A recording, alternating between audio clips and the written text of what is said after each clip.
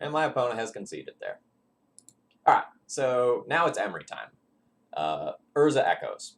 So, in case you haven't seen this or a similar deck before, we're a Stompy deck based around Urza, Karn, Chalice of the Void, and some fast artifact mana, coupled with a combo deck, in that we can use Echo of Eons to draw 7, when paired with LED, very, very easily, and we can make this non-symmetrical using Narset. Emry will let us go and replay a bunch of stuff from our graveyard and can also mill us into an Echo of Eons. Super excited to try out this deck list. I got this list from Callum Smith, and super, super excited to go and try it out.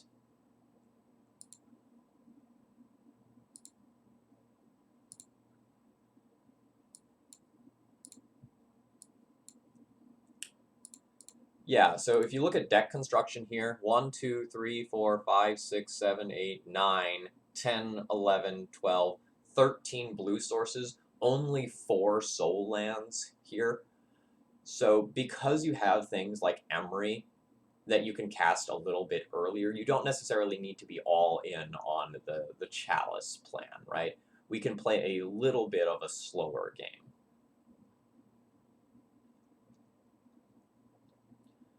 Oh yeah, all sorts of drama going on with the Star City Games announcement. You know, kind of personally, I'm a little sad about it. I think it's probably a fine business decision to go and support a new and budding format, especially when it looks like WotC is going to try to push it pretty hard. I'm still happy that we're going to get some sort of like marquee event at the SCG cons. That gives me a good reason to come out to Roanoke and visit my friends. This is a slightly awkward hand. So Emry costs 1 less for each artifact I control, so I can't play a turn 1 Emry. I would need 1 more artifact. I have Emry plus Urza's Pobble as a really slow draw engine. I don't know about this one. This one's kind of missing some stuff. And I'm also kind of incentivized to like play out this Urza's Bobble quickly.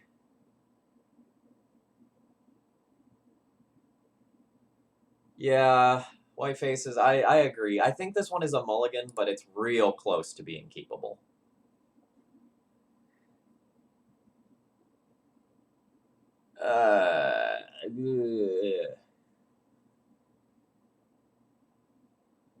So this hand like legitimately does nothing.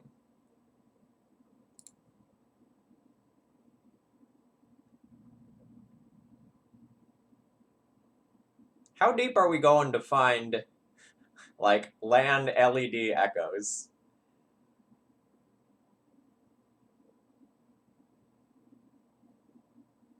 So like I legitimately can't make a meaningful play with this hand other than Island Go.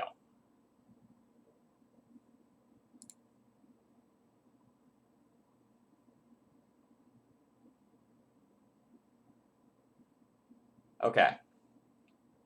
So I get to keep 4 of these. So I could keep, like, land, petal, Emry, or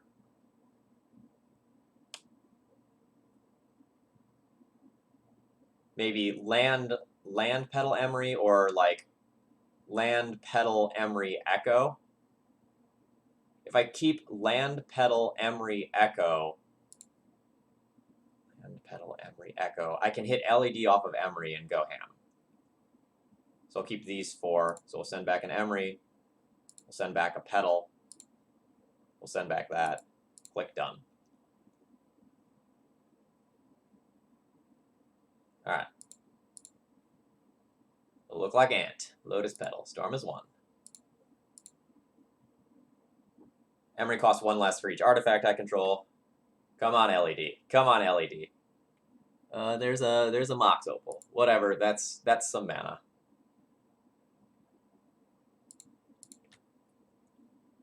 I will still say that this was the best hand that we have had so far.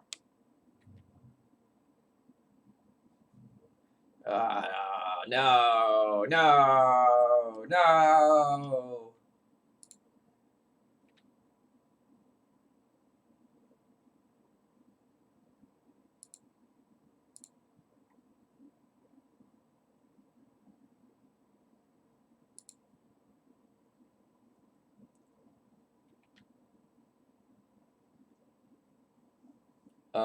I'll probably scoop this one up pretty quickly.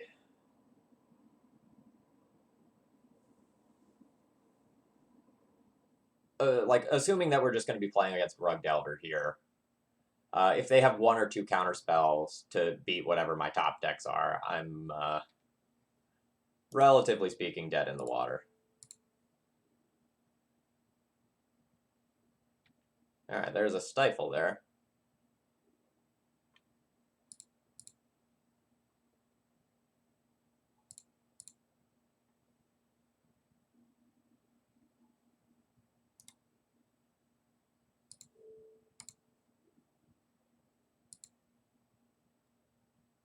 There's another Stifle there.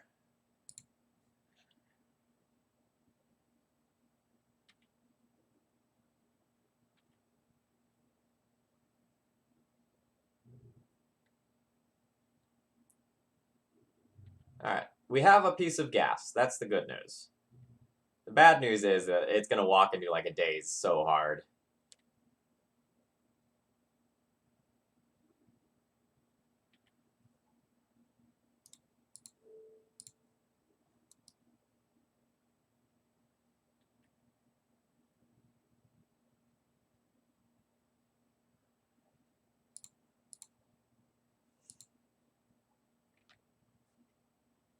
Yeah, LED is the draw that gets us back into this game. Because it'll play around the soft permission, so it's just Force of Will and Force of Negation that we'd have to worry about. But my opponent has 5 cards in hand and isn't making another play. There is the LED.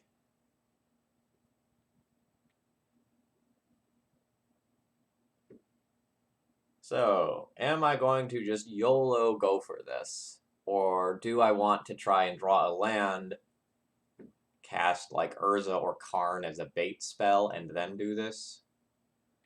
I think my position is so bad that I need to YOLO go for this. Like, I just don't think the game gets better with me waiting.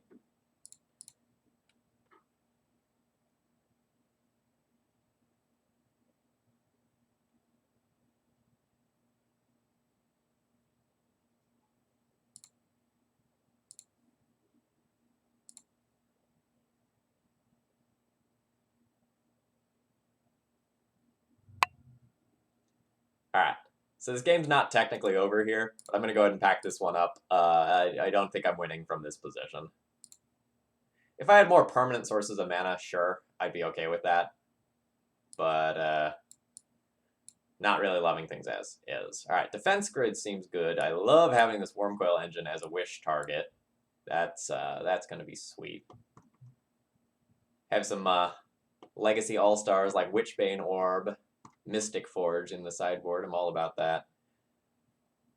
So this is essentially a 1-mana protect my spell from counter magic. So Defense Grids, Flusterstorms, Mystical Disputes, these are the things that I can be thinking about for this deck. I could also consider actually boarding in like Mystic Forge, Ensnaring Bridge, Walking Ballista, instead of leaving them as things that are in the sideboard. I can also consider boarding in the LED.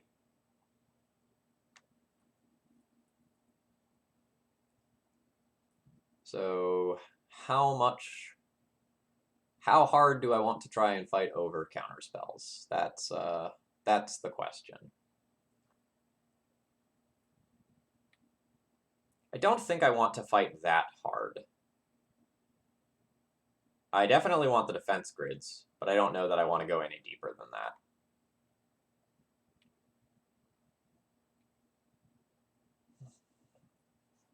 I kind of feel like I want to trim an Echo of Eons, and I want to trim a Karn. We'll keep all the stuff that's low to the ground and just be slightly more safe. I could definitely see boarding in Mystical Dispute, though.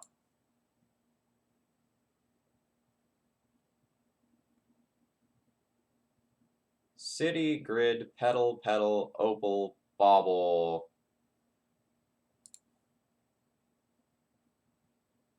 Sounds a little weird, but I think I like it. Resolving a defense grid on turn 1 means that, like, my top decks will be live for the rest of the game.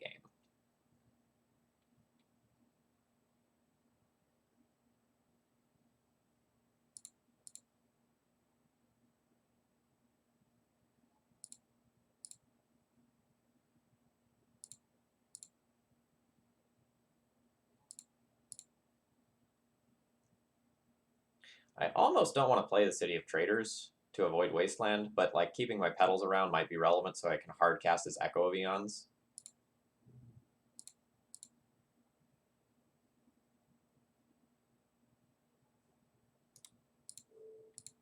What do you got there? A polluted delta. Cool. Yeah, so like I am now in the territory where I can just hard cast Echo of Eons on my turn.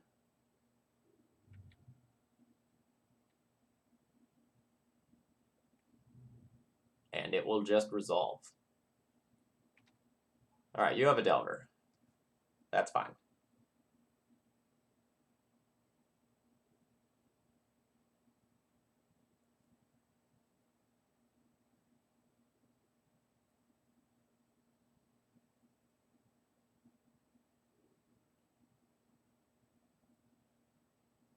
Okay. Okay.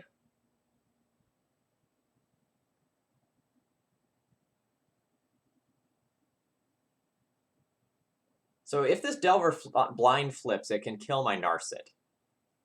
So there's actually a real argument to just casting this Narset and not minusing.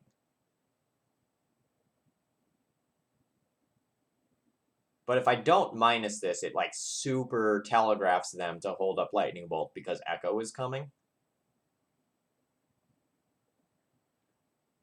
So I think I will take a card out of this.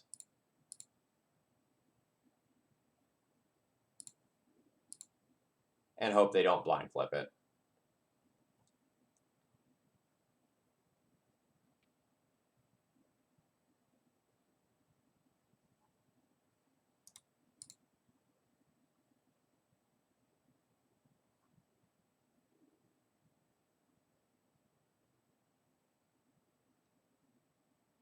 Those are not the hits I'm looking for.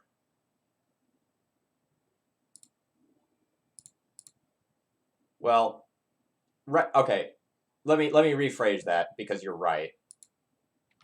It would let them know to bolt the Narset. Well, I guess that would still require a blind flip, right? Like blind flip plus bolt would get it. Ooh, surgical extraction. Okay.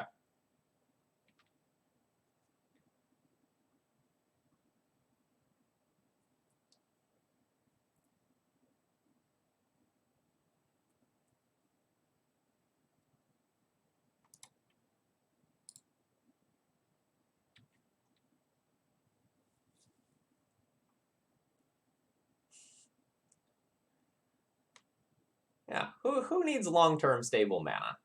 Who needs it?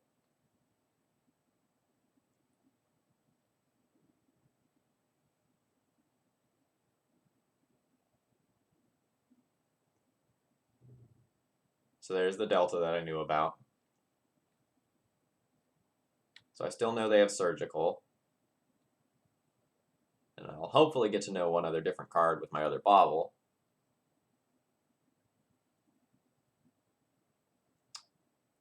Oh yeah.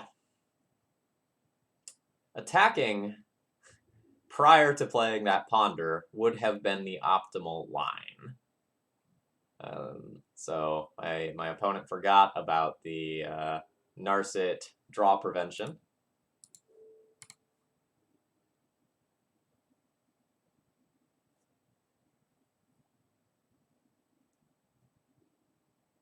All right, so they have a wasteland, and they didn't wasteland me off the city. I don't know about that. All right, so we have 3, 4, 5 mana. So I can't echo this turn, but I can Urza, and Urza will resolve. There's some slightly awkward things about this, though. So I'm decreasing my artifact count in order to go and do this. And so it's possible that it would have been better for me to play that Mox Opal out and use that so that I could keep the Lotus Petal around as something that would go and let me like just tap it for mana using Urza's ability. But I still have this Echo of Eons in mind as like something that is going to have a major impact on this game. And so I really wanted to be able to hardcast it, especially since my opponent is very likely to wasteland me now. I don't know. I have no idea why they didn't just do it on their turn.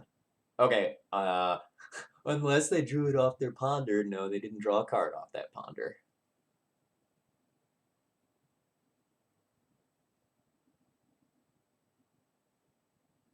Yeah, that's true. If I didn't consider that. So if I had used the Opal as a mana accelerant, it also would have kept my construct from dying to Bolt, but my opponent isn't playing towards Bolt right now.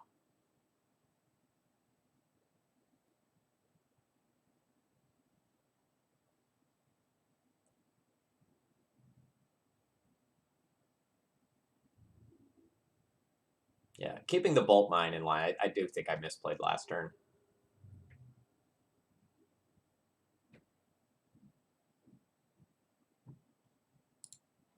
All right, so this is 5 to activate.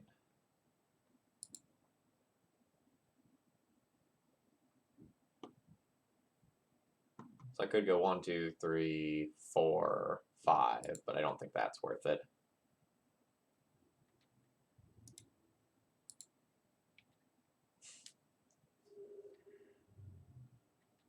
Twitch chat is a competitive advantage. Is that how that works?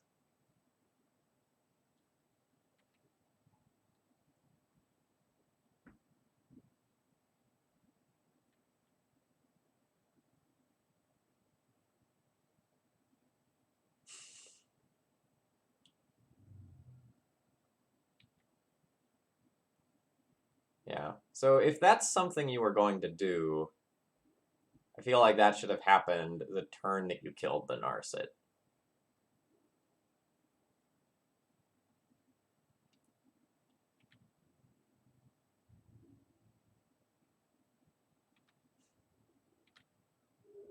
Yeah, deck list is on screen on the Cardboard Live extension. All right, so here we go. Blue, cast, cast, keep the untapped one. So this doesn't require me to tap this to activate this thing's ability. So we can tap that for mana first, then sacrifice it for triple blue. Then we'll go ahead and cast the Echo.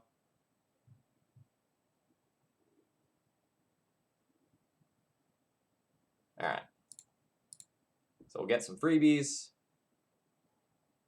I knew what to do there. Ye of little faith.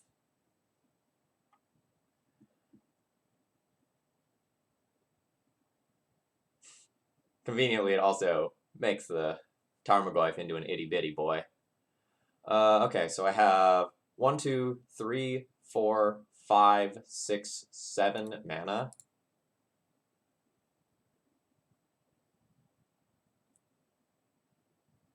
So I'm going to have options for what I do with this Karn. I can use it to just get the Worm Coil and resolve that potentially next turn. I do have the Wasteland to think about, though.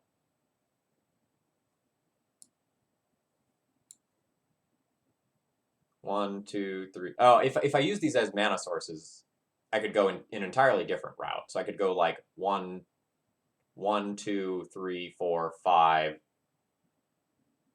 6, 7, potentially 8.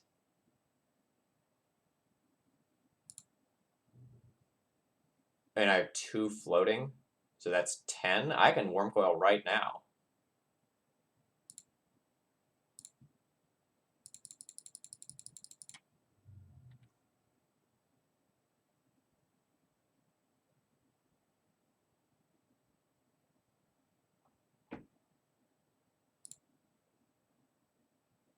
So I can't lattice and also defend from Delver. Plus, like, when's the last time you put a Worm Coil engine into play in Legacy?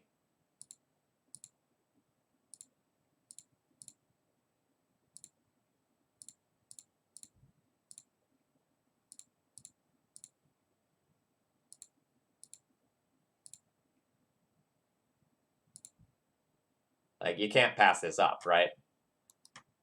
It's just actually impossible to not do this.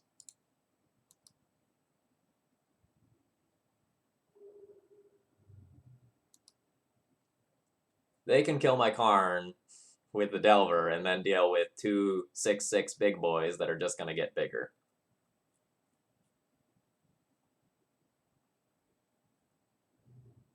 I'll be so upset if my Worm Coil engine becomes an Elk, though. Just, like, throwing that out there.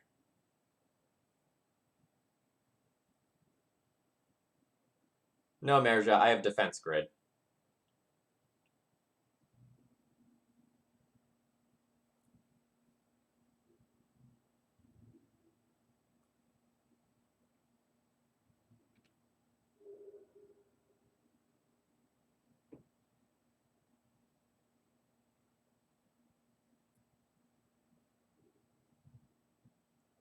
Ancient Grudge to the Defense Grid, okay.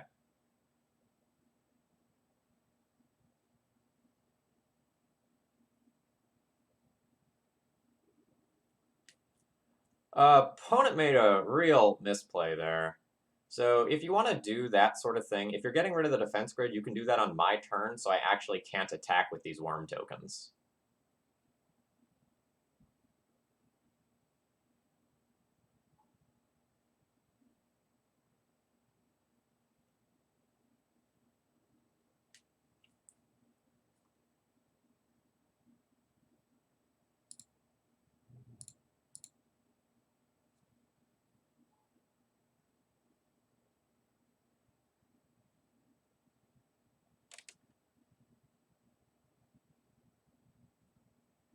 So I think I want to spin the wheel with Urza once. Let's see if we can resolve this grid first, though. No, we cannot resolve that. Oh, that's fine. So I'll attack with my Death Toucher. I won't attack with my Lifelinker, I don't think. There's a world where I will. So I could just go like 1, 2, 3, 4, 5, do it that way and not tap the tomb to do this. I think I'm fine with that.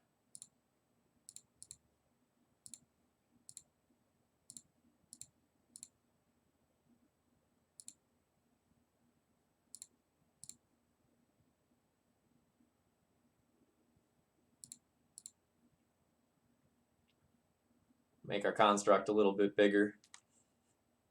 See if my opponent wants to force a Will of Bobble.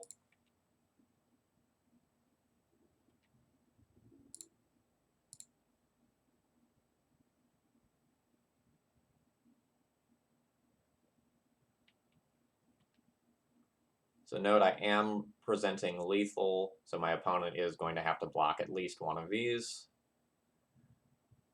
Presumably the Itty Bitty Delver will just jump in front of the construct token.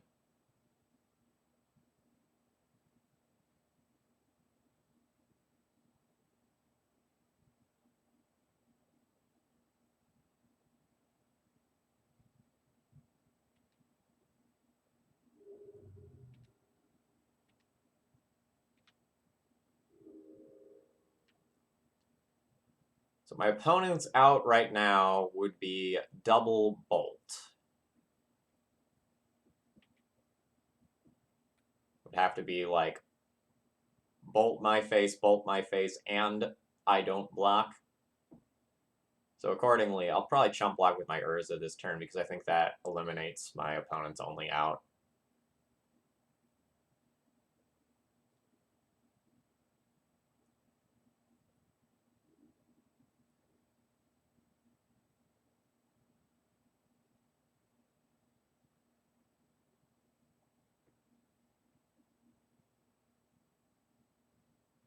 Okay.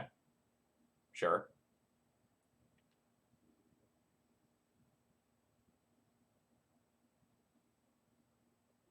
Morning, Purple Intet. Hope things are going well.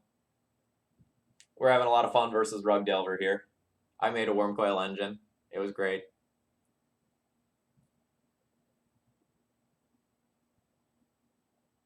Note, if my opponent had waited until my turn to flash back their Ancient Grudge, there's worlds where they could still be in this game, I think.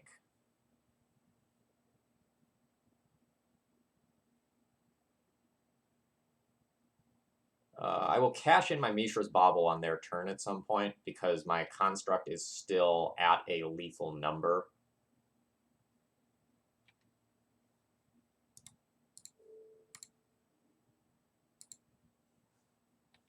Alright, they have a Scalding Tarn in hand.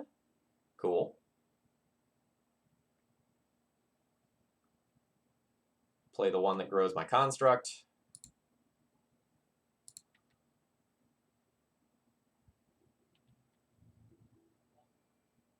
So I'm definitely attacking with this.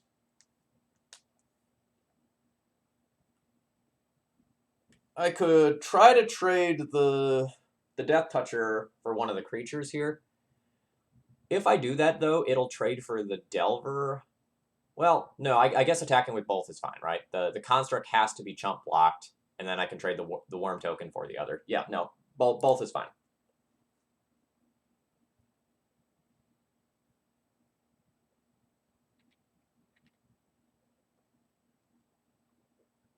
And somebody just followed. Turtle MTG, thank you very much for following. And I missed the Ging Asian from a few minutes ago as well. Thank you very much for supporting the stream. I hope you're enjoying the content.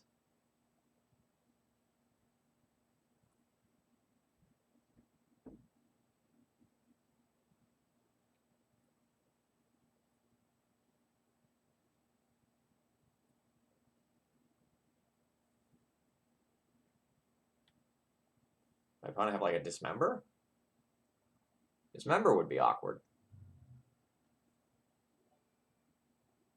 And for the subscription as well now. Thank you very much for throwing your Twitch Prime money this way this month. I really do appreciate it.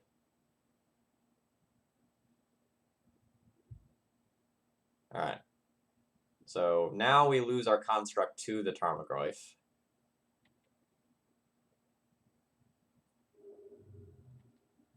But I have 2 redraws on board that I can cash in on my opponent's turn.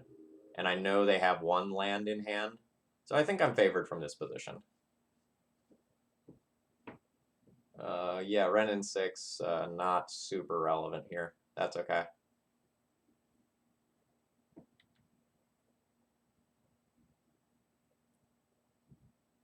So while there's still the greatest number of cards in my opponent's, or sorry, the fewest. Okay, so Surgical Extraction and a Scalding Tarn, that's their hand.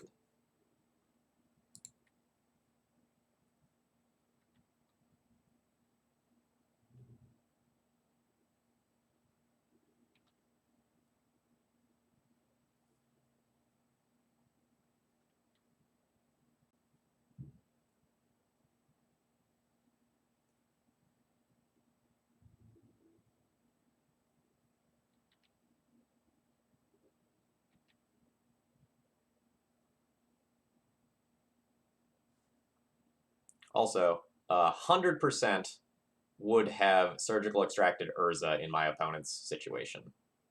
Just throwing that out there.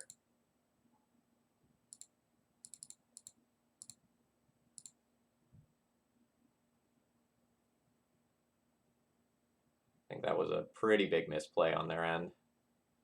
I think that's worth going to 1 life for.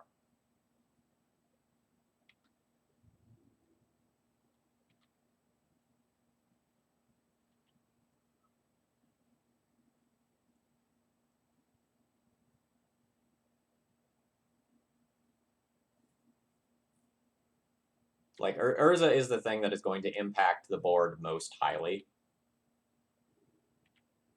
And you're most likely to die to a construct token out of, like, everything else.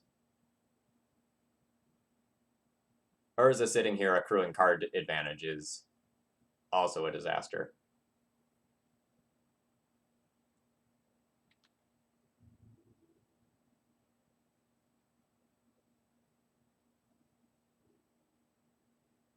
All right, LED, cool.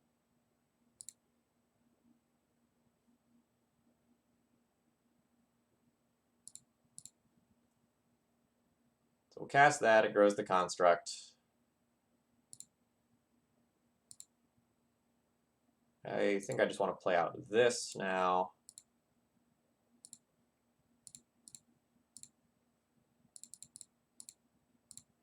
Go ahead and shuffle that. It's fine. I probably want an island in play anyway. We can just sit here for a turn. I can only produce 1, 2, 3, 4 mana currently, so I can't spin the wheel again. We'll just grow the construct out of Tarmogoyf range and then bash through it.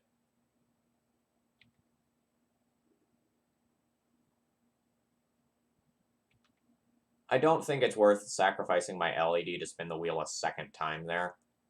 Because I need to hit multiple artifacts to grow the construct outside of Tarmogoyf range.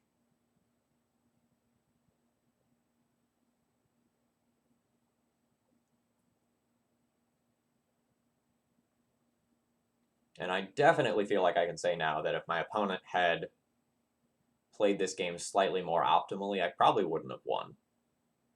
That's just how powerful this deck is right now.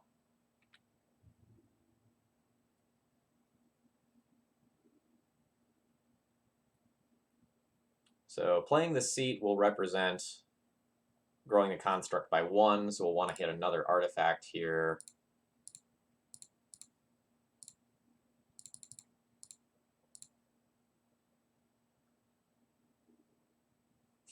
Lol. Neat, that just resolved.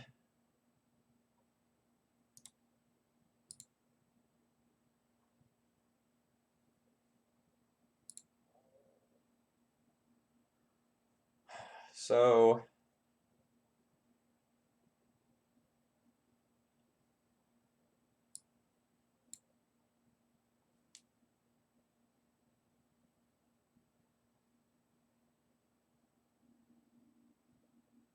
I have some options here. Kind of like just getting and casting a walking ballista for x equals 1. And then I can represent lethal with it the next turn if it resolves.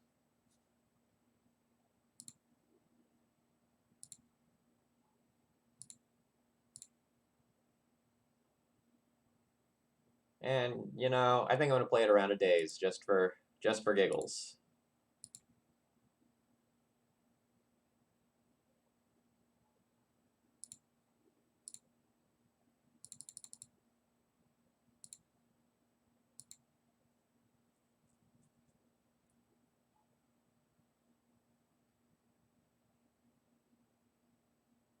So now I have a 7/7 construct.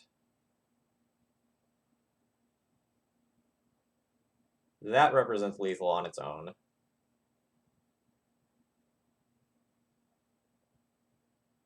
I could just attack in with everything.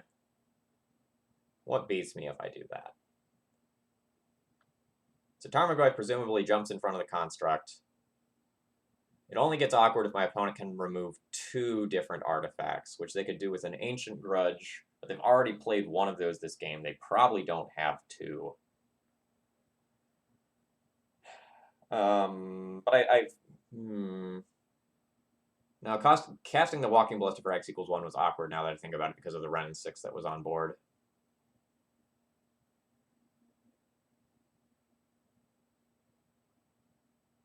Which also means I can't surgical now, though, so that's something to think about. I should have played this one a little more slowly.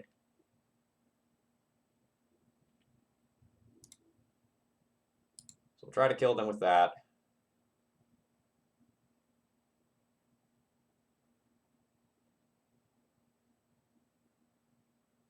And I'll probably just call that good enough.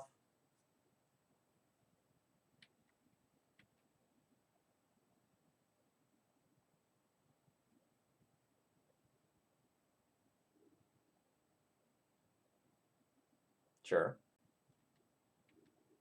Still bigger than the Tarmogoyf. You can't afford to play another Dismember.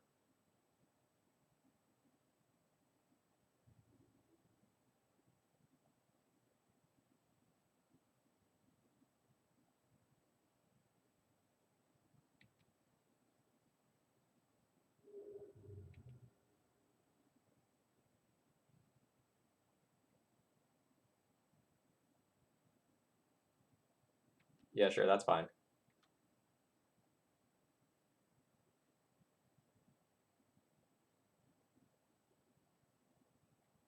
So now I'm still representing lethal on my next turn.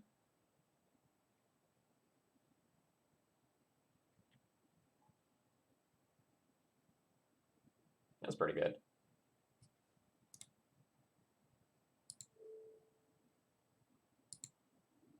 Ping them there. And now if I can just get one more point of damage, we've got this done.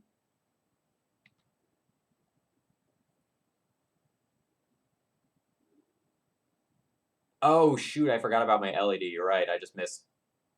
That's annoying. You're right.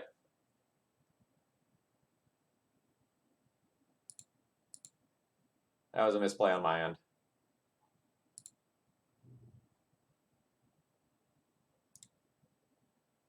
I think I'll just lattice them now.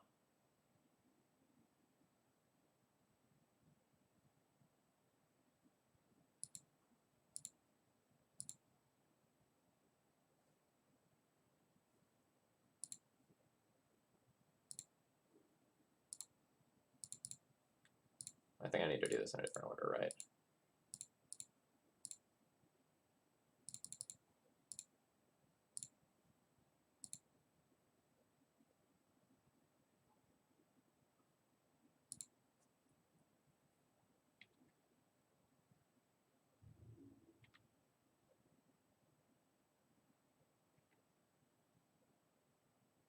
You don't typically think about using your tapped LED. Yeah, so if my opponent makes the attack there, they do just die because I just crack them back with these, and that's it. So we are very done here.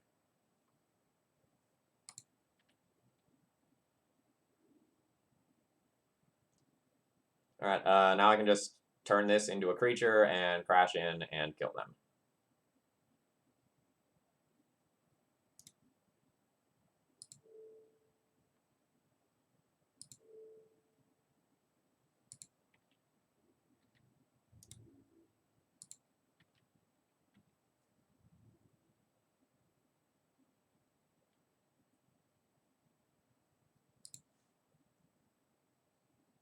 All right, we'll do that whole song and dance again.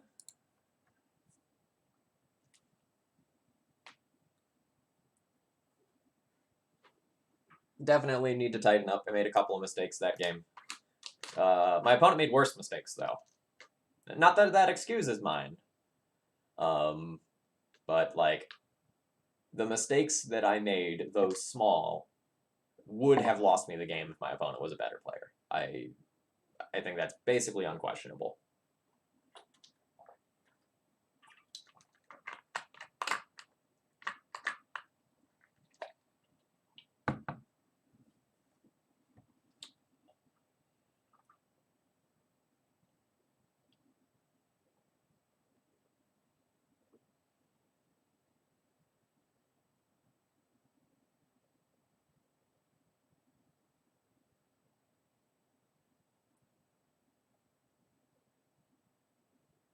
So this hand has mana stability, a distraction that will probably get itself countered, and 2 of my best cards. Does not have any acceleration, additional oomph, or protection. My opponent has mulliganed already. I'm going to keep this hand. I don't think this hand is great, but I think it will be improved by a lot of draws. And stability versus Delver with this sort of deck is kind of huge.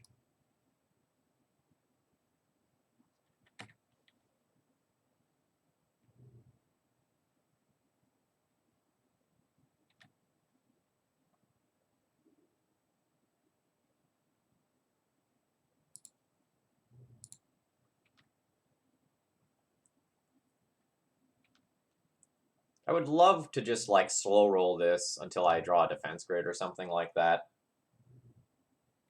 But it just seems like my opponent's going to tap out for some creature here.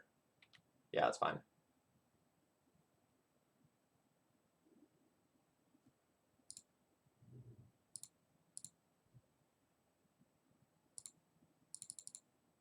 So this is a distraction.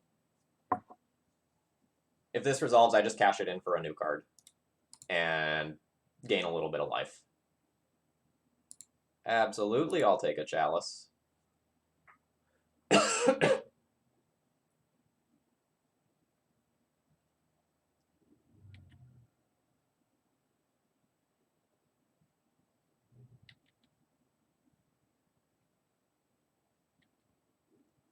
mean, super happy to, like, we got the 2-for-1 there. We got Lightning Bolt for Narset, and it got us a Chalice. So totally happy with that exchange. And Tarmogoyf isn't that much pressure right now. Like, 3 is good pressure. You know, if this turns into, like, a 5, 6, or above, then I'll start to be worried.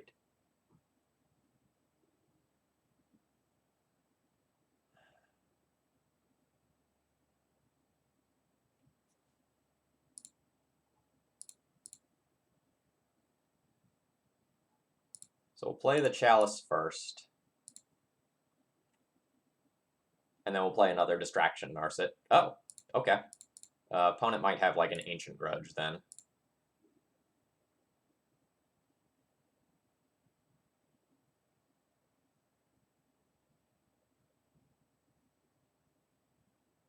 A Return to Nature, sure. Same sort of thing.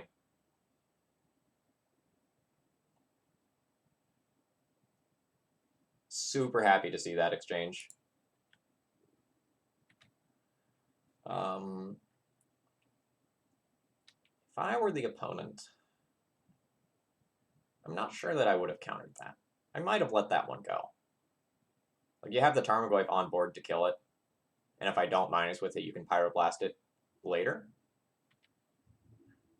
They don't know I have a Fistful of Urzas coming, though, to be fair.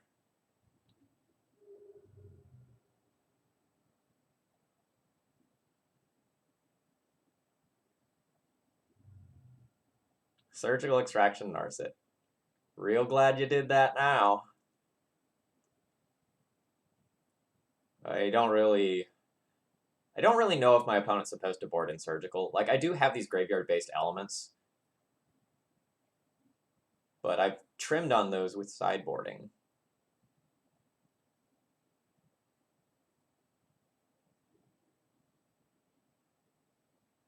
I also don't know that I would actually Surgical. Okay. Sure. I think I will cash this in for a new card. It's close to just, like, leaving this in play since I have so few artifacts. Okay, so Hooting Mandrills is coming.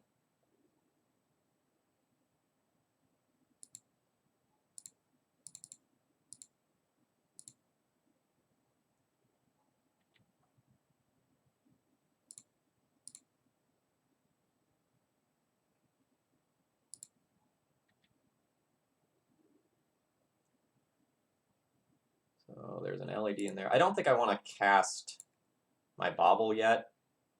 Although casting it will put the Construct out of Cindervine range, actually. I will.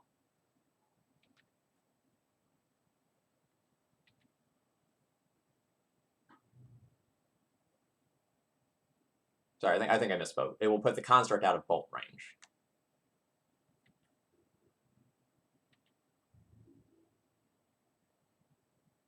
Yeah, I don't need to make a block there.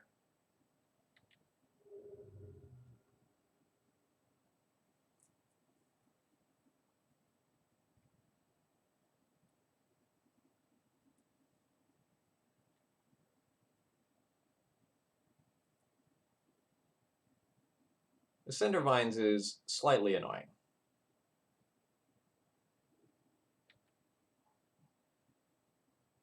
I'm hoping that my opponent will use it to kill a construct, and then I can just go ham with the stuff that's in my graveyard.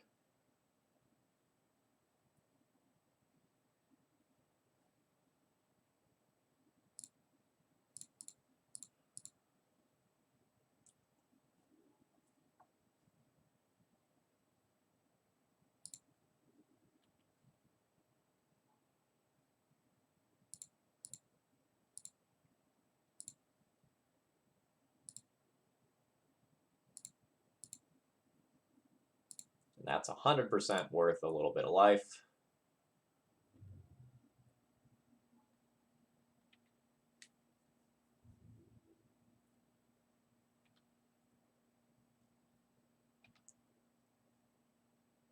So Cinder Vines can blow up either my Chalice or a construct.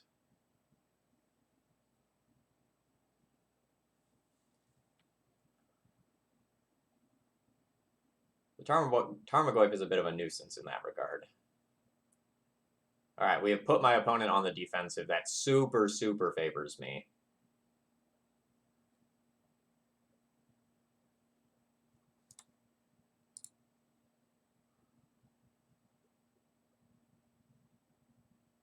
How does this read?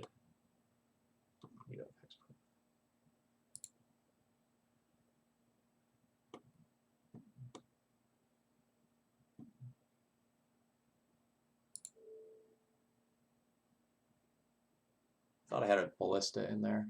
I don't have a ballista in there. Oops.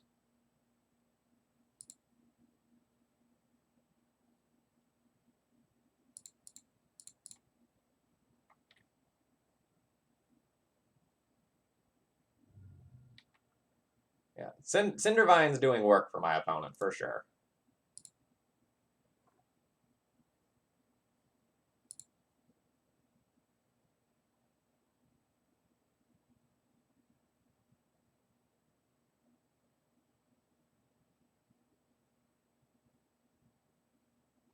I wish I had more time to actually think about this. I have 2 minutes left on clock.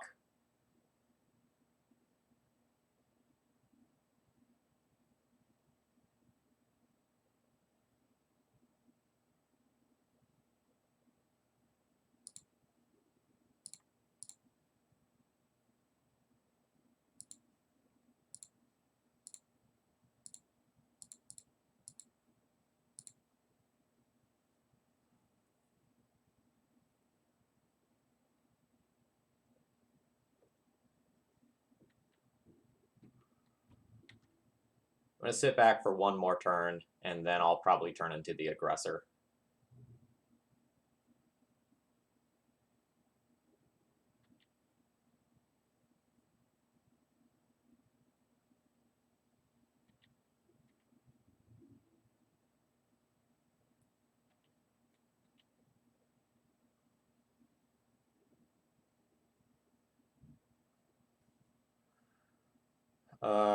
Do I just win the game if I lattice right now? I probably do. Not 100% though. But probably pretty close to 100%.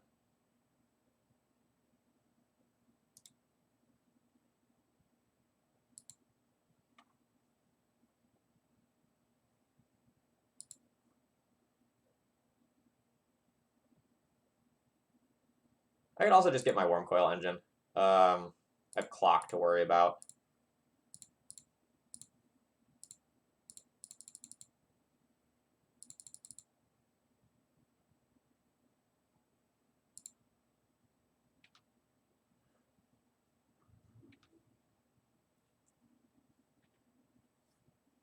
Then, like, in the next turn cycle, I can just turn all this stuff sideways.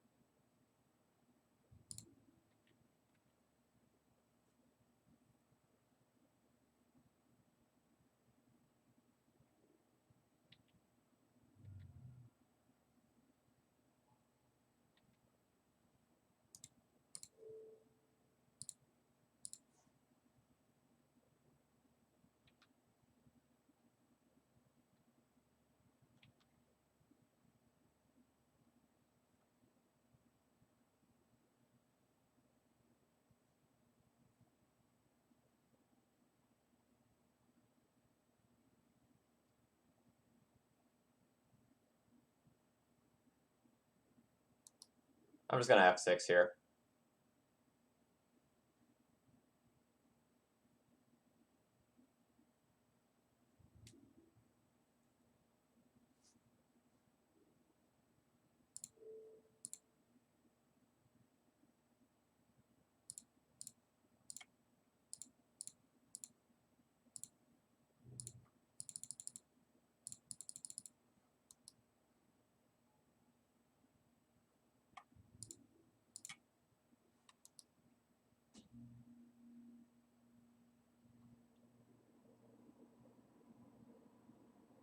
No, this is not the optimal line of play. I have 13 seconds left on my clock.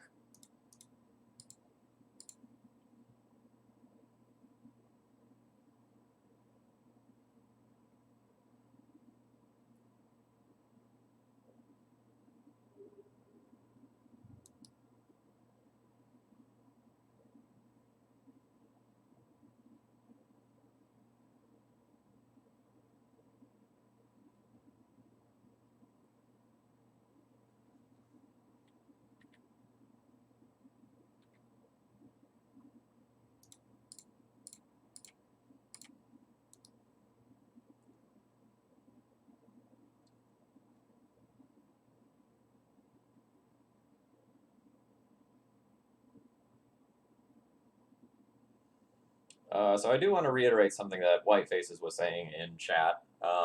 This deck has a lot of moving parts.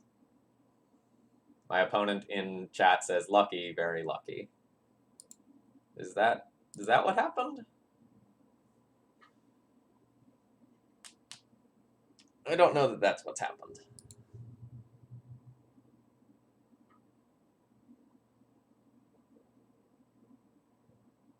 What does my hand do? It'll play a turn 1 Emry. That's probably going to be good enough. I don't know that I'll give myself well played. I'll definitely give myself okay played. Alright. Island. Storm is 1. Storm is 2.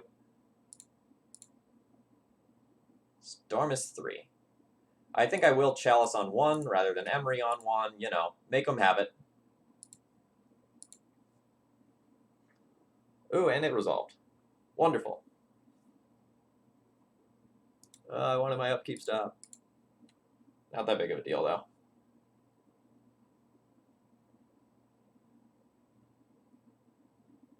Yeah, the MTGO chat is always a place to go for quality content. We all know that.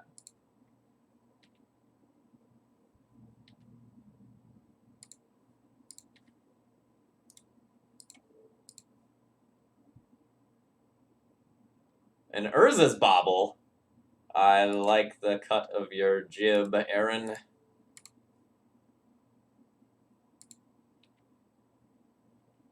So note, I'm taking the redraws here. They shut off my Mox Opal, but I'm very, very likely to draw some artifact within 3 draws that will let me turn that back on. And I can also just Emry anyway, as is. I'm going to have some things to think about.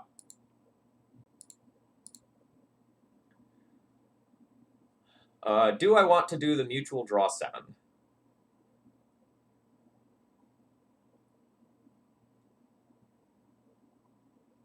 I'm going to Emry first and then make that decision. I think the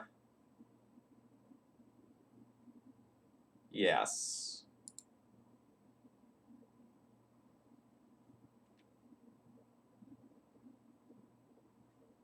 Ooh, there's already an echo in there, too. I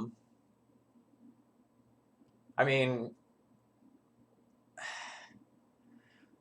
saving this for a turn so that I can turn off all of their artifacts is so good. Drawing 7 is sweet and all, but I think I'm going to show restraint here.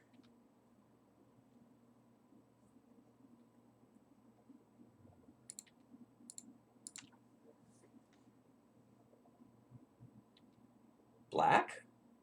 What is the black for?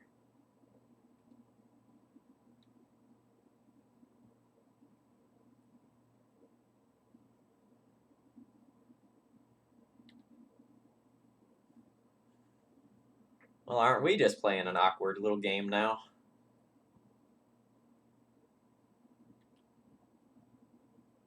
Is it just going to be like Baleful Strix? That's my current thought for what the black is for.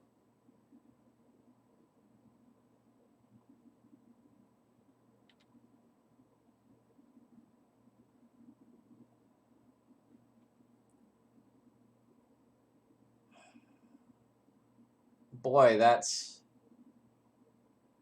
awkward. So I don't have a 4th mana source for the Karn or the other Karn.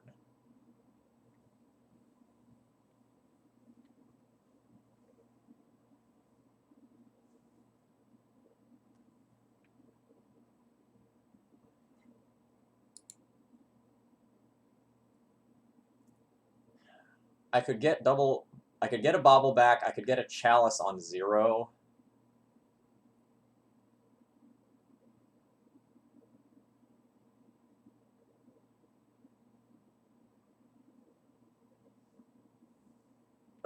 Life got so awkward.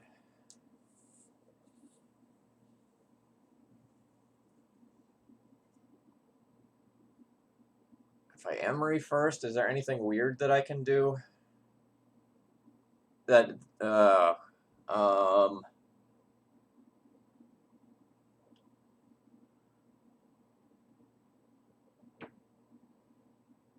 probably not.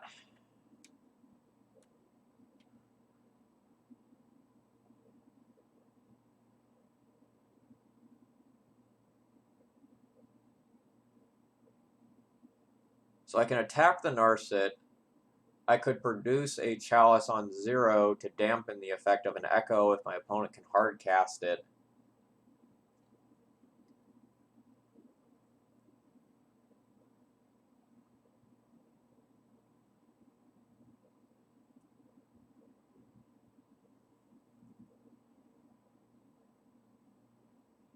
Well, Emry would cost me 1 mana, right?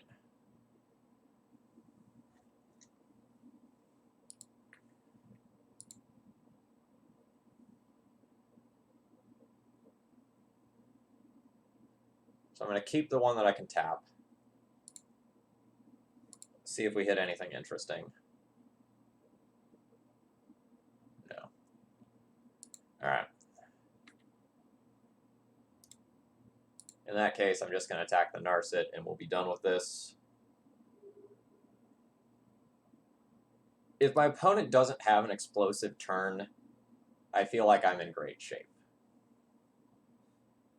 If they do have an explosive turn, I probably lose. Alright, so my opponent has a slightly different angle of attack than my own deck.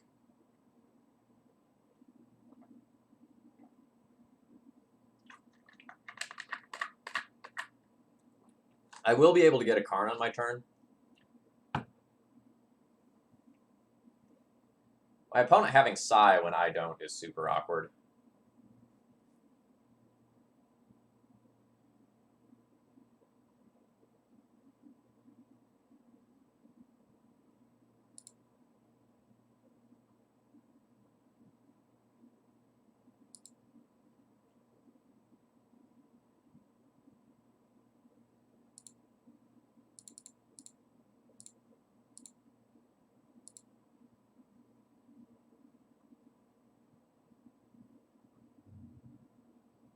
No! No, my sweet turn. Okay.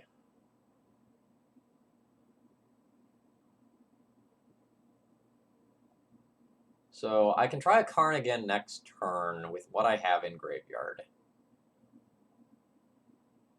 I can fish either an LED or a Lotus Petal out of there right now.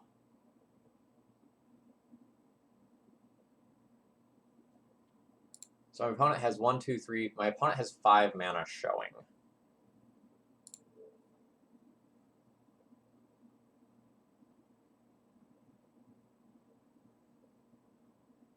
So I potentially have to assume that they can just go ham next turn, cast the Echo, and destroy me with Psy. I could have Chalice on 0'd this turn instead, but I think if they draw those cards, it won't matter. Oh, Agent of Bolas is in there too. It won't matter whether or not their spells resolve. Just casting them and getting a whole bunch of Thopters will be obnoxious enough as is.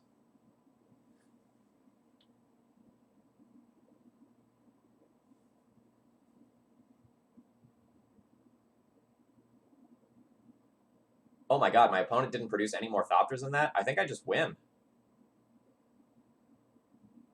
I think I just get to win. Karn, crack LED, crack LED,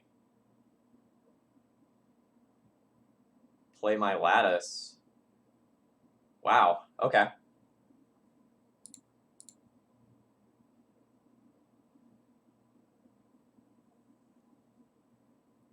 I'm thinking about whether or not I want to, like, get something out of the graveyard. I don't think...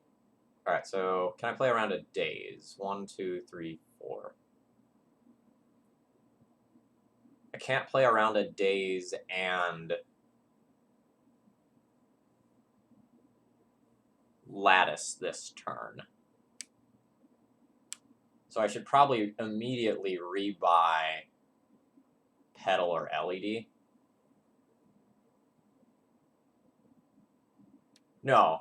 Okay, so if my opponent dazes me, I crack an LED, replay an LED, and everything's okay. All right, we're fine. We're fine.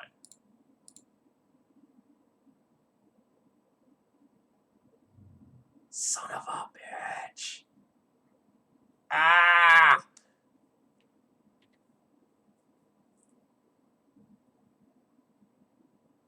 Taking away my hope like that.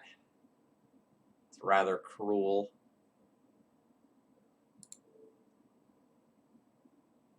Okay, so is it Mishra's that's top of deck?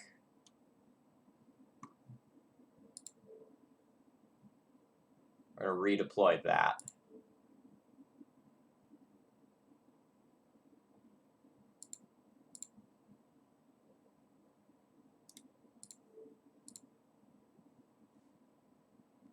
No, we crack this on our turn so that we can draw 1 card on our opponent's turn.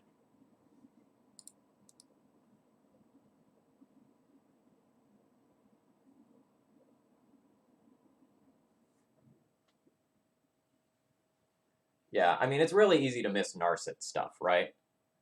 Like, my opponent last round just completely forgot about the Narset, could have attacked and killed it, but pondered pre-combat and lost a card because of it.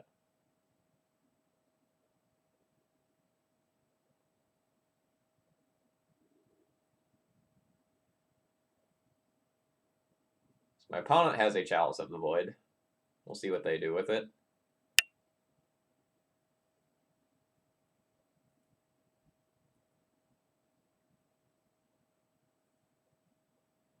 All right, they have chosen to put it on 0. That makes sense to me, given that I have this Emry in play and they have Psy.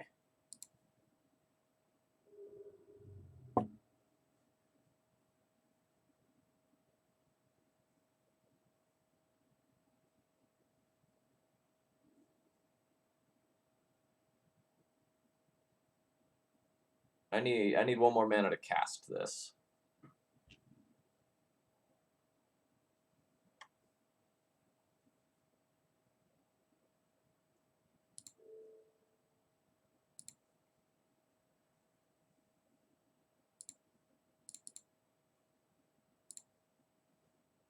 No, we're just increasing the number of artifacts that I have in play for when I actually get around to having a construct. If my opponent realizes they can just start like using a giant Tezzeret laser on me, I die. They have a lot of artifacts. It's gonna be like 8 damage or something like that.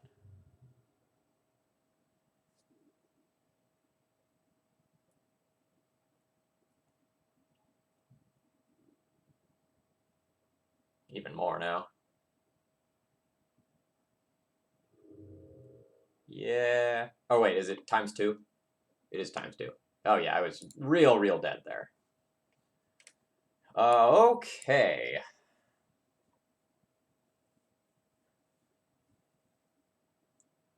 So I think I want to go fast. I think I want to have access to this. My opponent has counterspells and I don't. I might end up playing Defense Grid.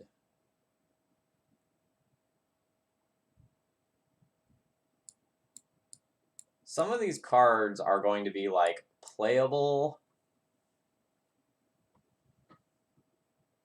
Chalice of the Void walks this weird middle ground between being, like, awesome and dead.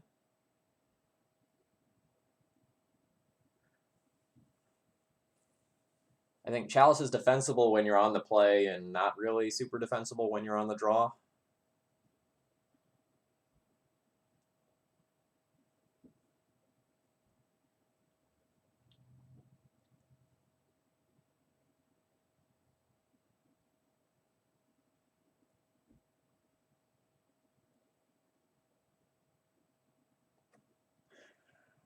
I think I want these out. Yeah, I was looking at these. I'm not sure if it's going to be dispute over or dispute in addition to. Let's try over. And what if I just, like... So what... I guess most of the time I'm going to be wishing for Lattice to end the game. So I kind of want to board in the Mystic Forge.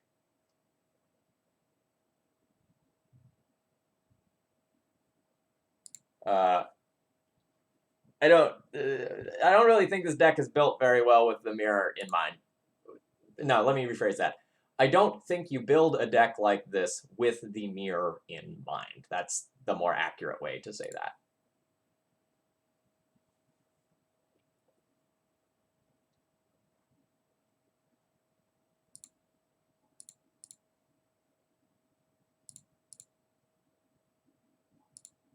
So no, we play all of these out this turn in case our opponent does play a Chalice on 0.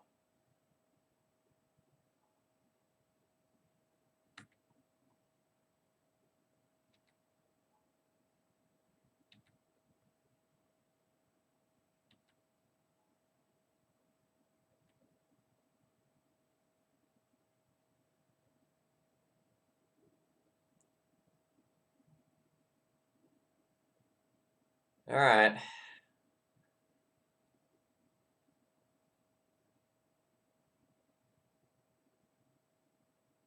Hopefully we'll redraw it.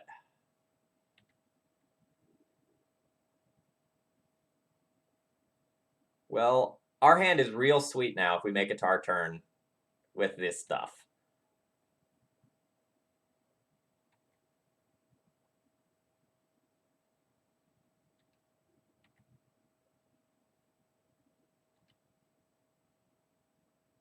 I don't even think I want to cash in this bobble here.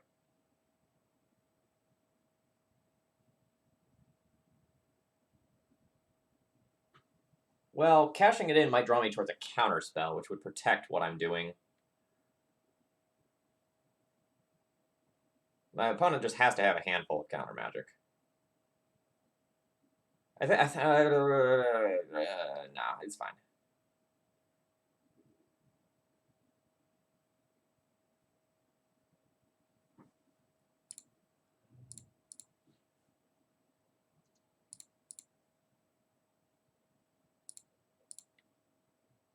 Absolutely, just like the creator intended.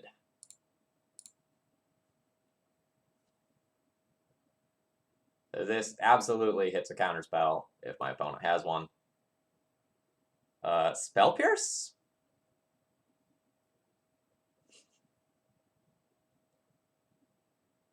Yeah, I think I pay for that one with an LED. Let's go.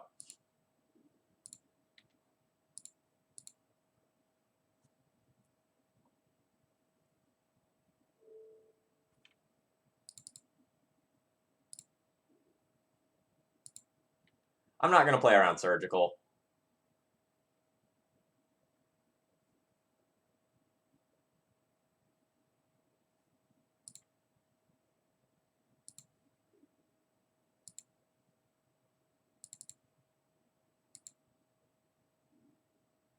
Oh wow, that just worked. Okay.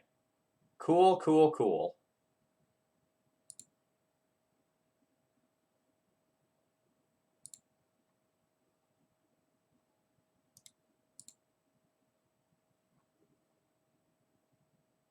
Mystical Dispute is kind of sweet. I'm gonna take a look at what Mox Opal can do for me though.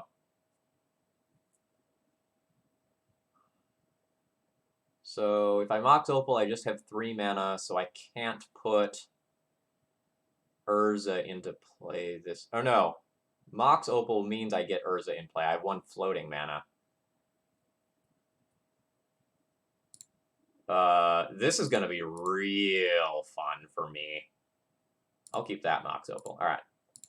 So we go Urza, blue, blue, some other random color.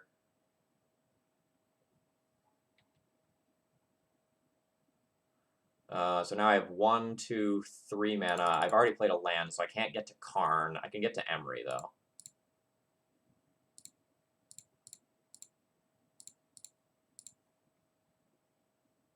Well, okay, undo, undo. Can I undo that? Because Emry only costs 1 mana.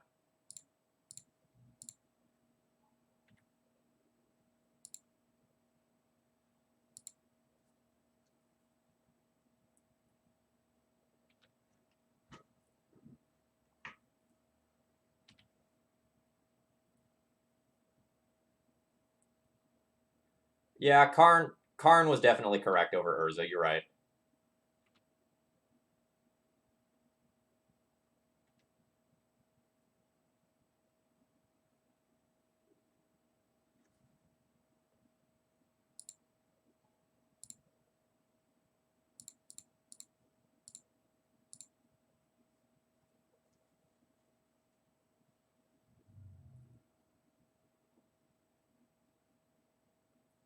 So I could counter this unless they pay 3.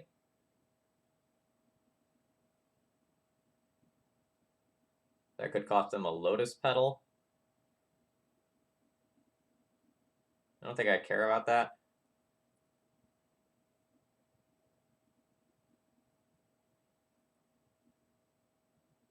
Yeah, that's fine.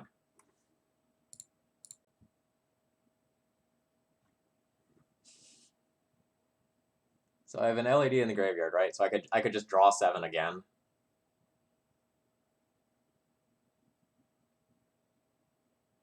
I mean, like you don't say no to drawing 7, right? That's the rule.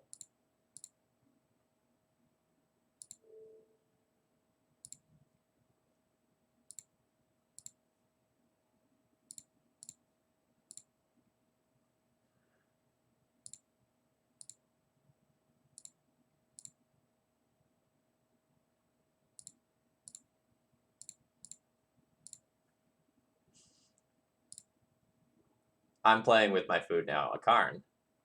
We can cast it because it's colorless, right?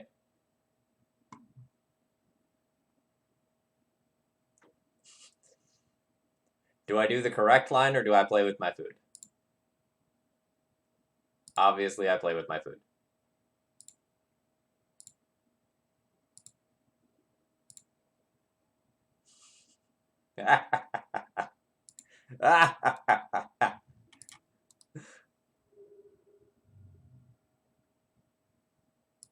They've had enough. Okay.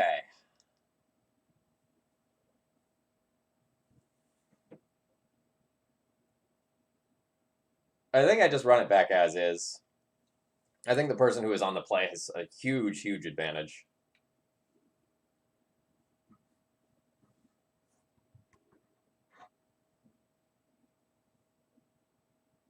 GG indeed. I think this hand has to go back. It doesn't really do anything. Like, it has Karns, and Karns are great and everything, but I can't make a turn 1 or turn 2 play with this hand as is.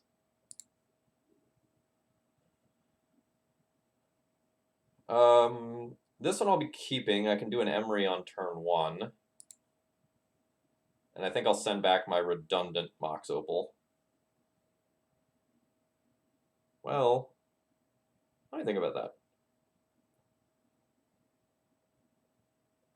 Yes, I'll send back my redundant Mox Opal.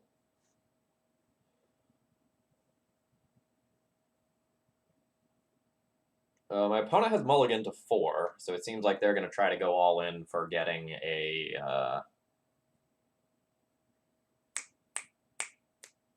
Echo V on start.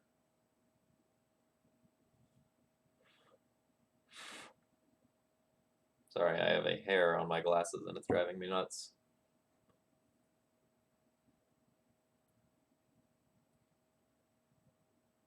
Yeah, this deck has one of the highest degeneracy ceilings that I've ever seen.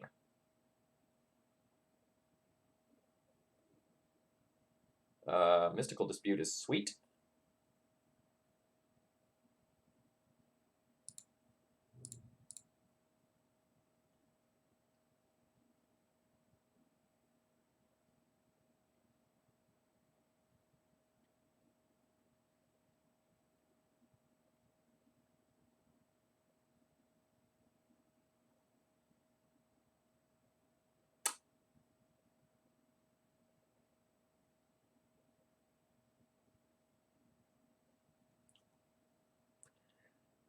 Okay.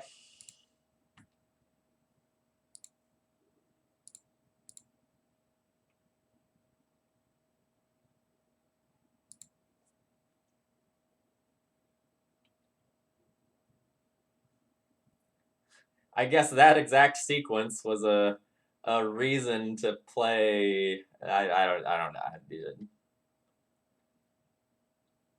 Whatever. I have Mystical Dispute for their first thing that can potentially bail them out of their situation, so I feel pretty good about life.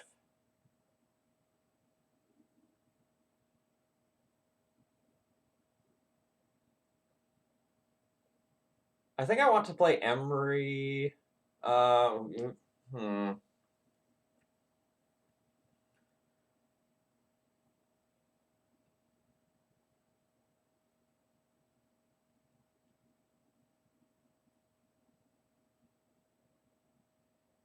If they have a second Pierce, it can trade for my Narset this turn.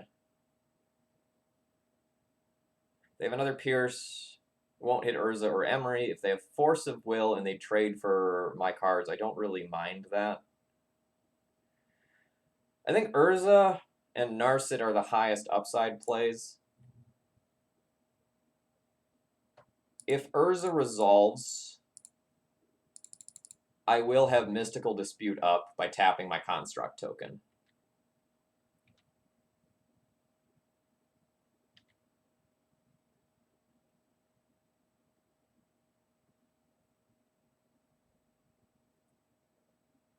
Yeah, your LED's fine.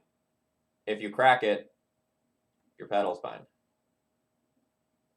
Your Opal is also fine.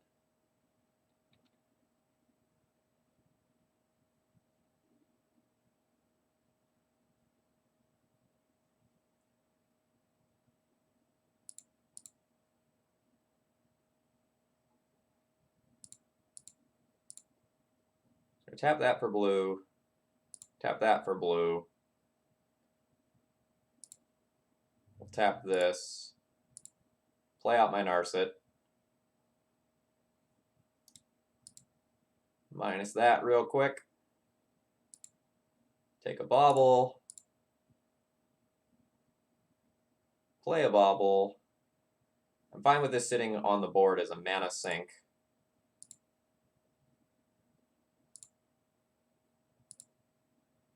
I'm actually going to tap my Construct here rather than the Bobble. If I don't attack with that Construct and I have the option to attack, it's going to look super suspicious. I can Echo right now.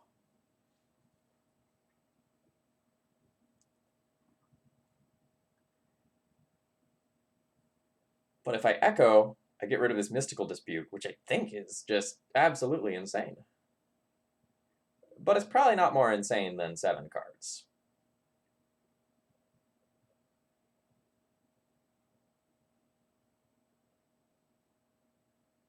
Yeah. All right.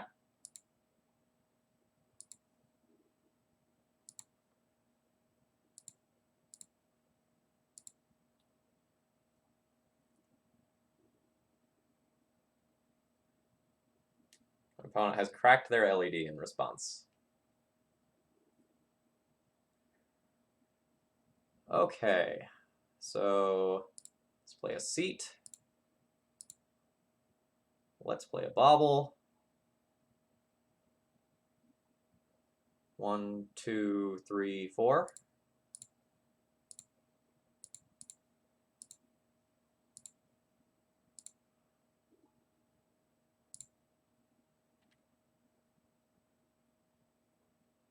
I could play another Emry, but that doesn't really seem necessary.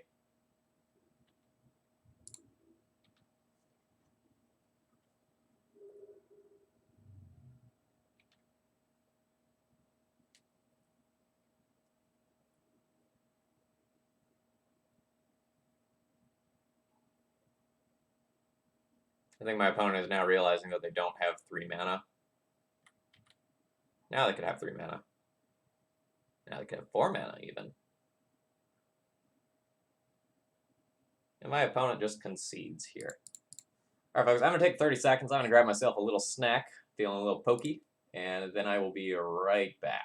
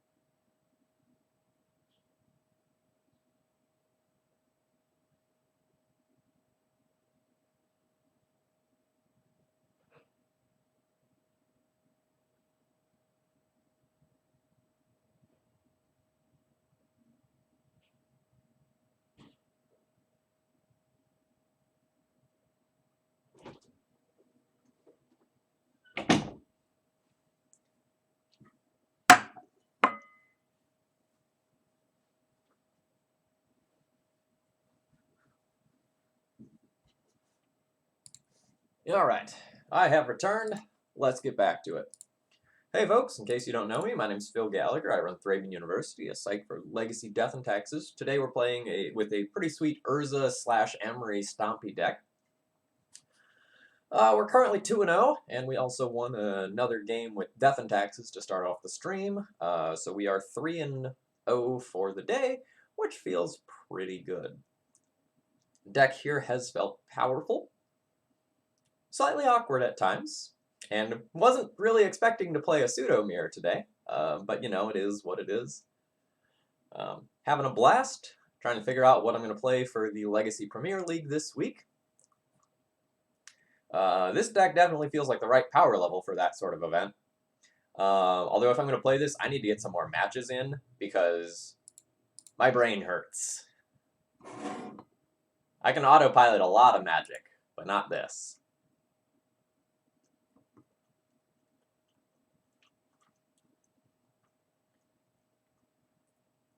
Seat, Petal, Emry turn 1, Narset turn 2. Alright, I'm in. We can do some disgusting things if we happen to hit a Lion's Eye Diamond off the Emry.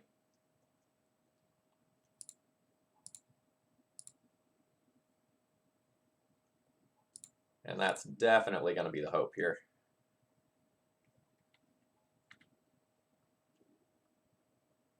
Alright, we did not hit one. Yeah, when I looked at Emry, like every other Merfolk, I dismissed it as being a garbage card. But this Merfolk, I think, is acceptable. And dare I say good.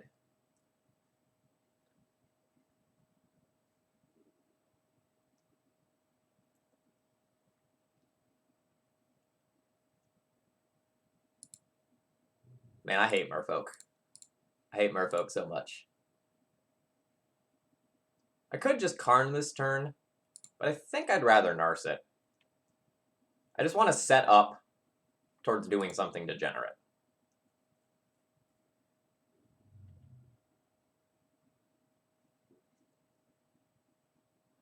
No, I don't think I'm going to play around Daze before I know what deck my opponent is on. And if they are on a Daze deck, I think I'm okay with just, like, cycling through Baubles, because I still have other gas in hand. Thought Scour. Ooh.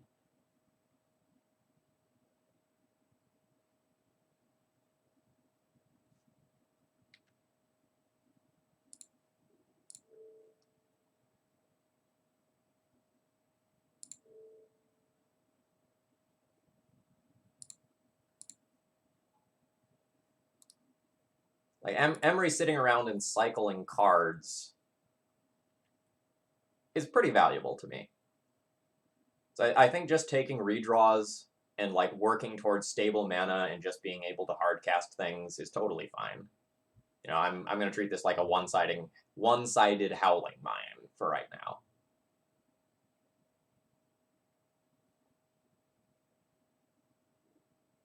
Alright, well, that's kind of scary.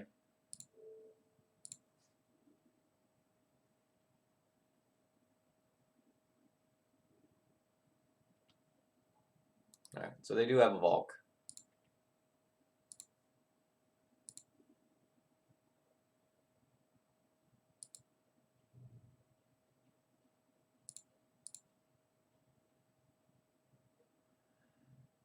I could choose to play a Karn around a Daze this turn. What would Karn get me if it resolved?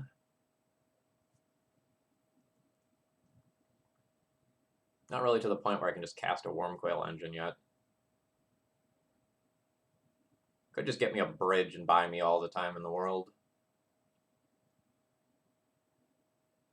Bridge slightly awkward with Echo, but, you know, whatever, you can't have it all.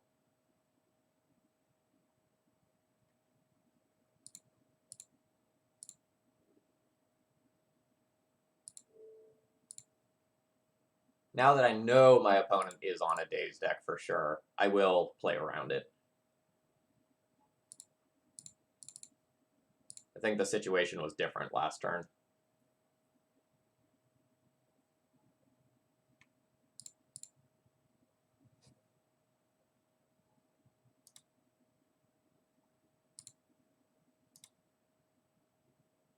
So my Karn will just die if I minus, but I think that's fine.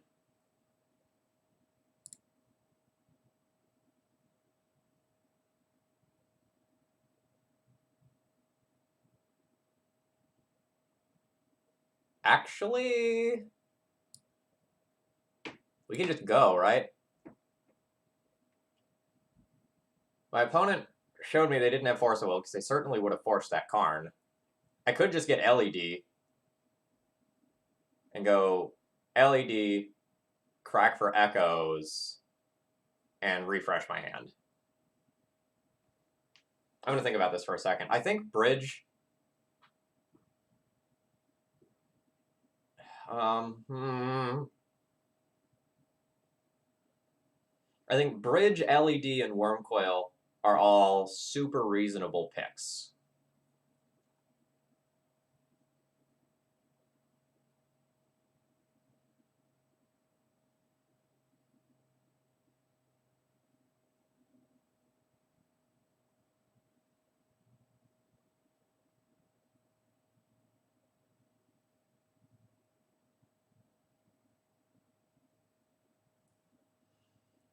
The Bridge is made worse by the fact that I have this Echo in my hand that I really, really want to cast.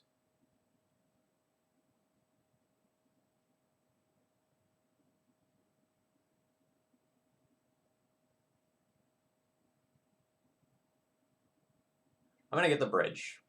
I think Bridge and Wormcoil are very close, but the Bridge is something that I can cast sooner in this game.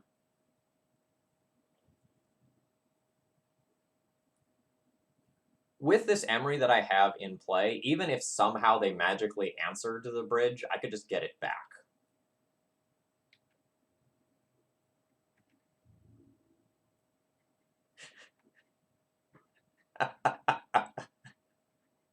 In case you don't get the joke here, Stryfo is usually playing Dak Phaeton, and stealing a Wormcoil engine is just like chef's kiss levels of good.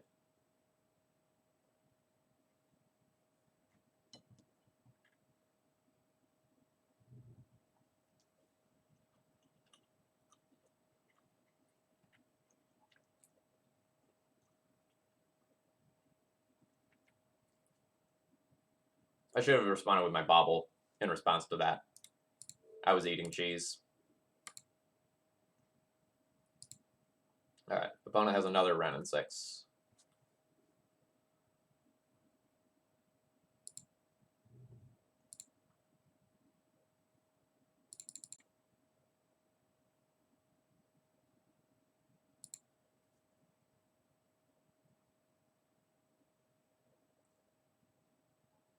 Alright, my Bridge has resolved. That's cool. I'm not too worried about the Ren and 6 right now. We'll just keep drawing cards.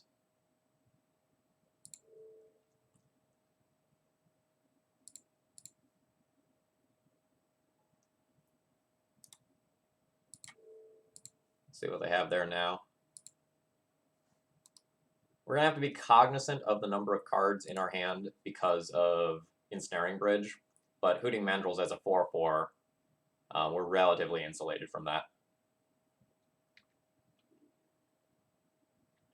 Yeah, Spyglass in the sideboard seems like a good choice. Morning, Lasco.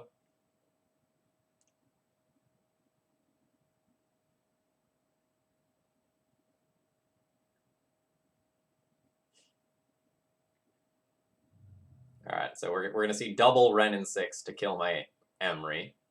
That's fine.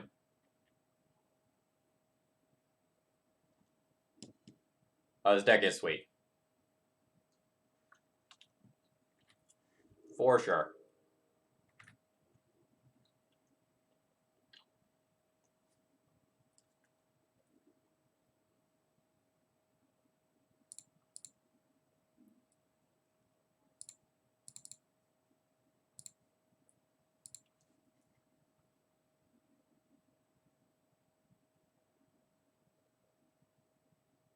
Coinman, it's called Oko, and everything's an elk.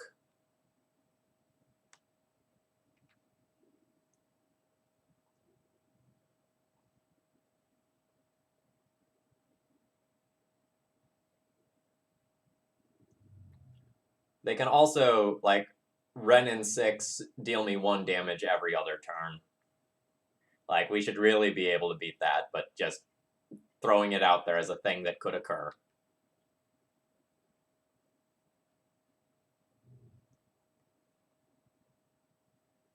Also, I need to tighten up with my bottle timing.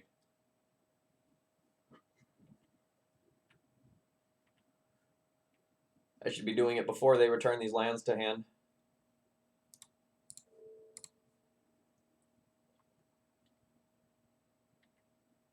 With another Hooting Mandrels in hand.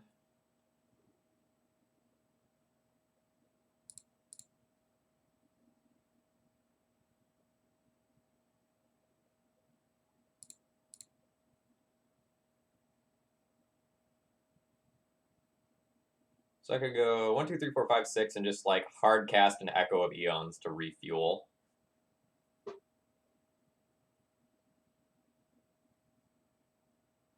I could also just crack my LED, cast Echo of Eons, have more mana floating.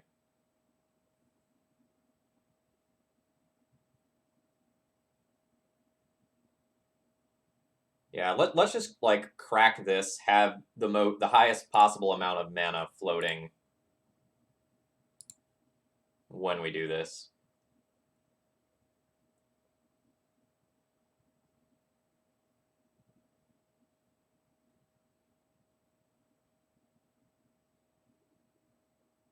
Alright, and it just resolved. So we've refreshed my opponent's hand, so who knows what's in there now.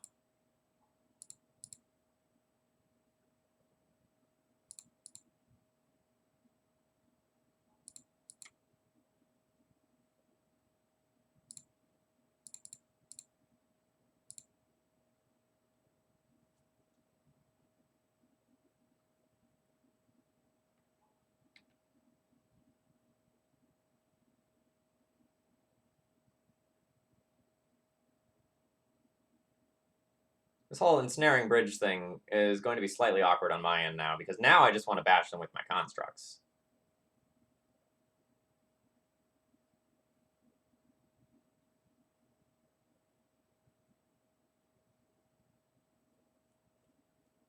But I can do some weird things using, like, baubles to grow my hand size.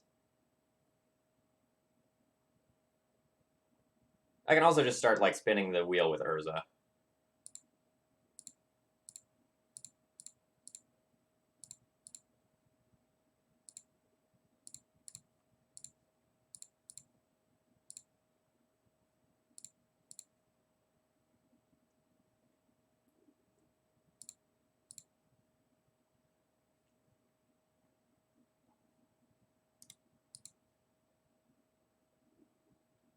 Oh, hello.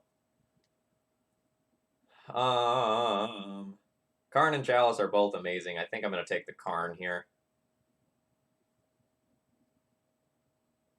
I can Chalice this turn, though.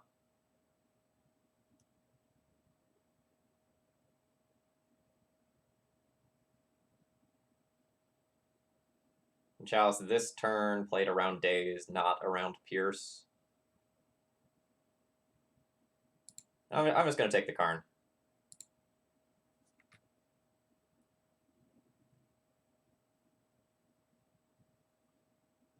Karn ends the game. Ending the game seems good.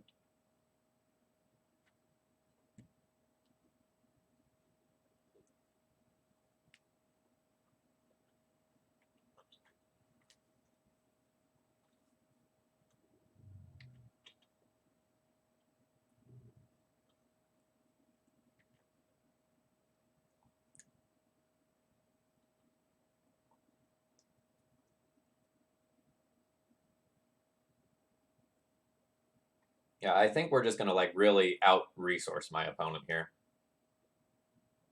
All right, yep. So there's your Oko. What are you going to do with it? You'd like to turn my Urza into an elk. Okay. I am fine with this. I have another.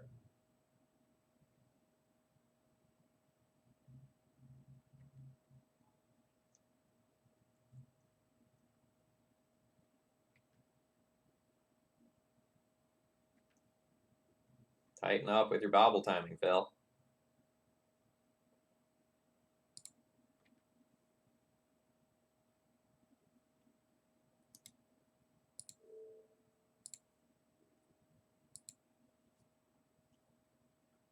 Yeah, I'm not sure whether or not Paradox Engine is just win more. I legitimately do not know the answer to that question.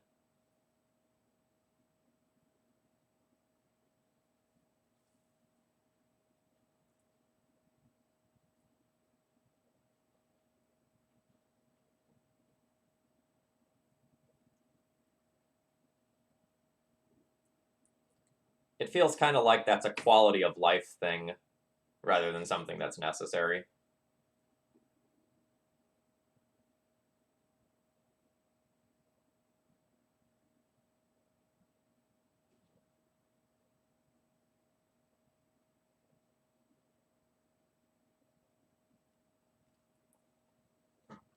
So I have 5 cards in hand. I could sacrifice 3 artifacts to turn my construct into a 5/5 and attack the Oko with it if I like.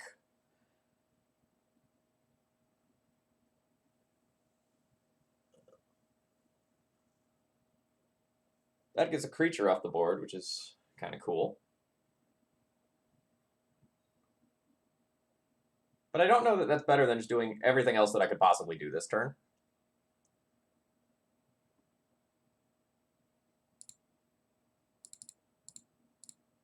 So let's start here. So I'll draw out a Force of Will if my opponent has one.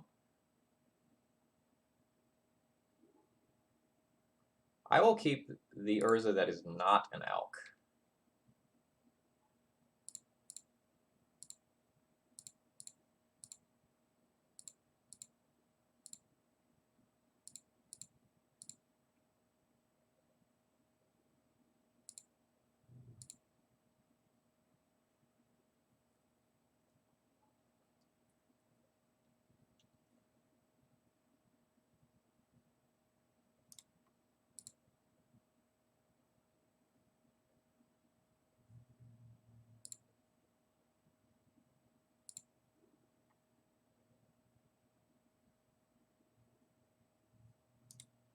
I was supposed to crack my LED in response there.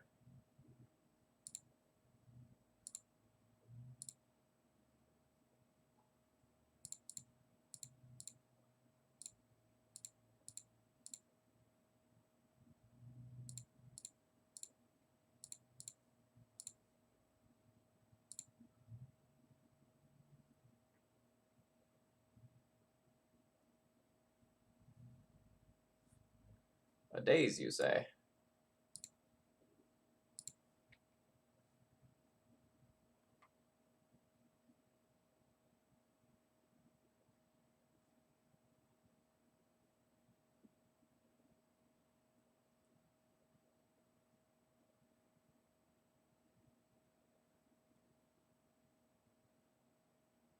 That might be my opponent realizing, oh god, you don't have to tap to sacrifice it.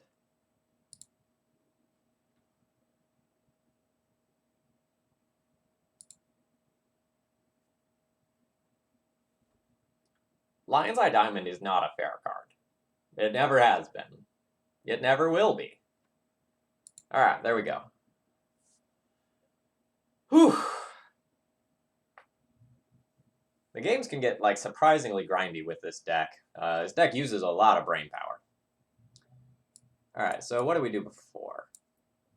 So I feel like I liked Defense Grid, I left this in the board, I left this in the board, and I think I considered some of this other stuff and didn't ultimately end up boarding it.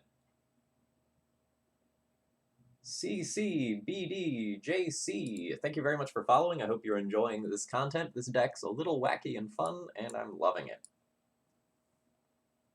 So before I cut an Echo and a Karn, but in these games, Karn wishing to get me like the Wormcoil Engine or the Bridge has been really good, so maybe I'm not supposed to do that.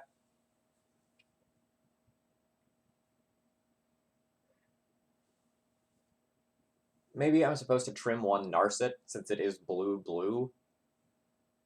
And since my opponent pressures the Narsets pretty easily, they don't tend to stick around. I think I'm going to do that this time.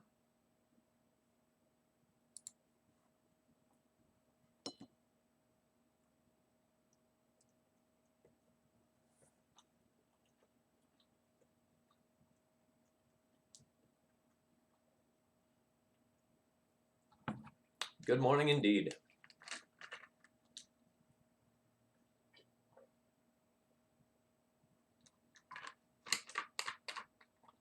This deck is a blast. I am absolutely adoring this deck list. Like any blue Stompy deck, like it does have some awkwardness, and I'm not entirely sure that the sideboard's optimal yet, but I think something like this has real legs. Like, I kind of want a Spyglass in the sideboard, and I kind of want Psy in the 75 so that I can create some blockers for these Planeswalkers. I don't know that it needs to be in the main deck necessarily, but I kind of want Psy.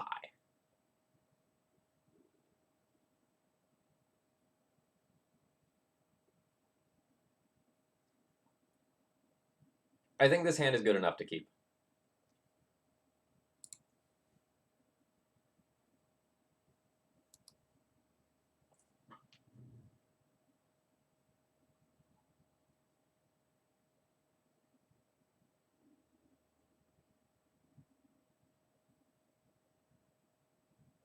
I think I will go ahead and play out the Emry on turn 1. Since I have such a good turn 2 follow-up play, I just want to curve out efficiently here. Emry's also the sort of thing that I think a lot of times you let it resolve and then you just try to answer it via bolt. Milling double Karn hurts a little bit, but okay.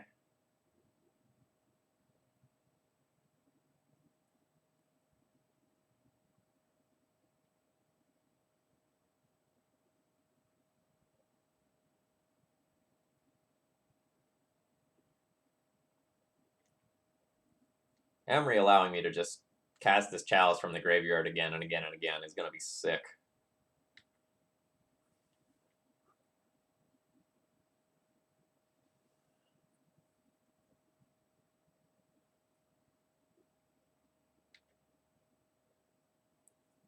Alright, so just to talk about a play. If my opponent attacked in with the Delver, I really would have had to think about whether or not it was correct for me to block. Because that attack would be telegraphing that they have Wrenn and 6, so I'd have to think about whether or not it would be worth it for me to trade Emry for Delver. I ultimately probably would have, but I would have thought about it.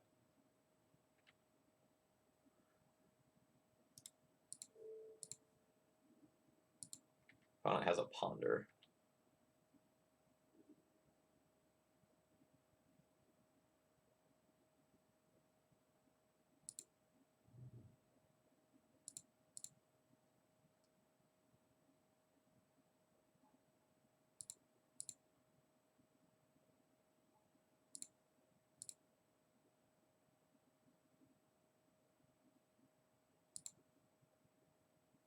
So we're going to play Defense Grid to try to make our follow-ups resolve.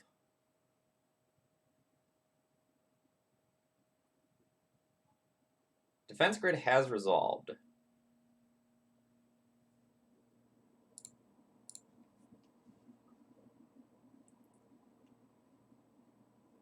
I could crack LED and play Chalice of the Void on 1. It's a little aggressive, and the Karn that's in my hand is pretty darn good, so I don't necessarily know that I want to do that. I kind of think I just want to be able to cast this Karn next turn. So I think instead what we're going to do is... We're not going to look at the top card of your... No, I will look at the top card of your... No.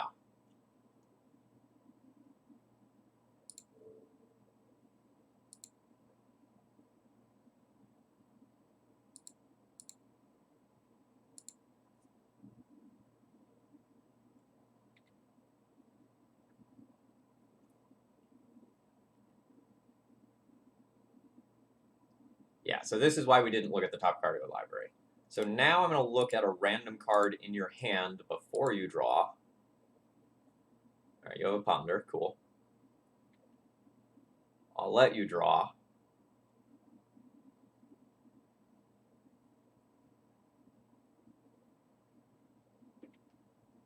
And then I'll get to see what you're drawing next turn as well, unless you actually cast that ponder.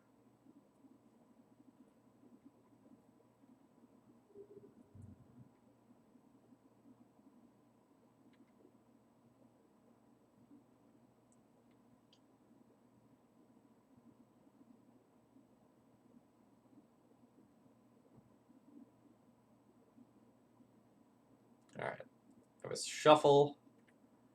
And as someone in chat suspected, my opponent indeed does not have...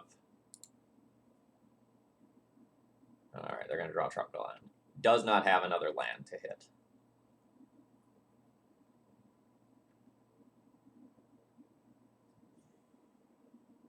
Cool, cool, cool. We'll play the snow-covered island to play around the wasteland that's already in play.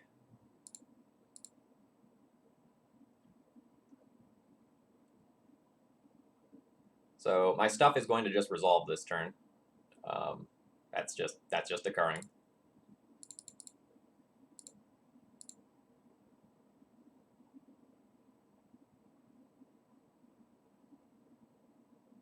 So we're going to play Karn. Going to crack for mana. Going to minus this. We're going to get our Ensnaring Bridge.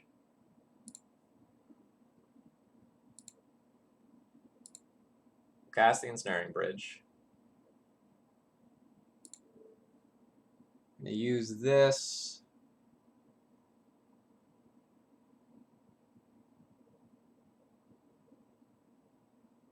You can Emry the LED and make a 3/3 Ballista. I think that's a little better because of Oko. I could see that.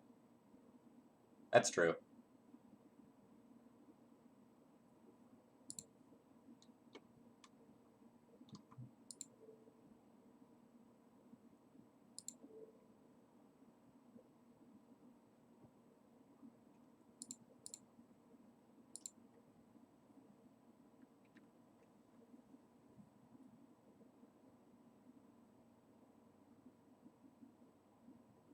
Yeah, that would have been better because then there's nothing that takes my Karn off the table. Whereas the tropical island that they have on top of their library means that if they already have Oko in hand, they Oko the bridge, kill the Karn. And then while I'm still ahead, my position is a little worse than it could have been. Yeah, or something like this too. Sure, sure, sure.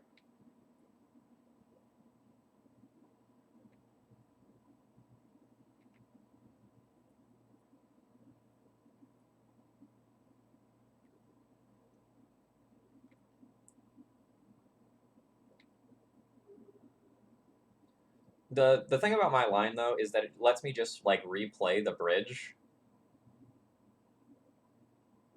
So if my opponent, like, doesn't realize that and just, like, blows their load and flashes back the Ancient Grudge to get rid of my defense grid, then, like, the bridge is just back.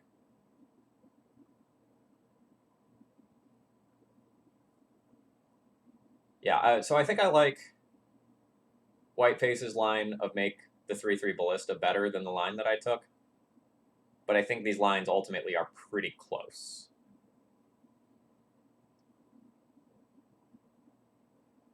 Specifically, if my opponent doesn't have Oko, then the line that I took is absolutely obnoxious. And plays better around my opponent getting fat creatures that I can't ping with Ballista. So this is actually pretty interesting. This would be a match that I'd probably go back and rewatch later and like spend a little more time thinking about the decision trees.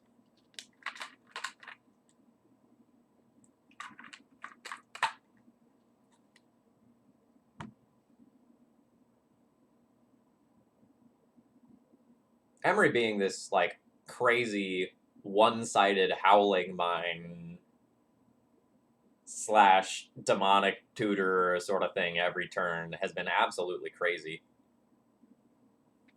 I will probably devote some mental energy. All right, my opponent does have a force of will towards like brewing some more Emry decks.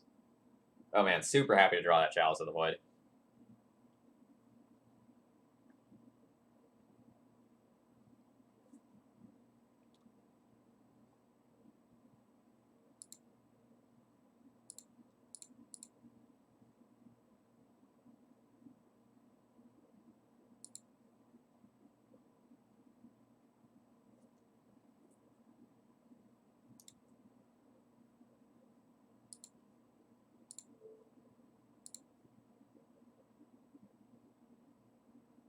Sequencing thing on my end.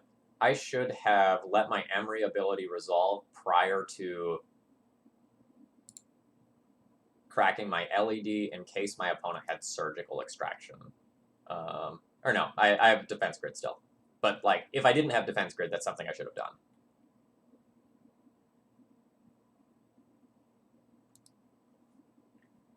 No, I think I like the Chalice on 1 because, like, yes, they have this, like, one shot at Ancient Grudge that they can go and do, but I'm just going to get to rebuy, right? So I'm going to keep them off of cantripping unless they grudge the Chalice. And if they grudge the Chalice, I'll just bring it right back.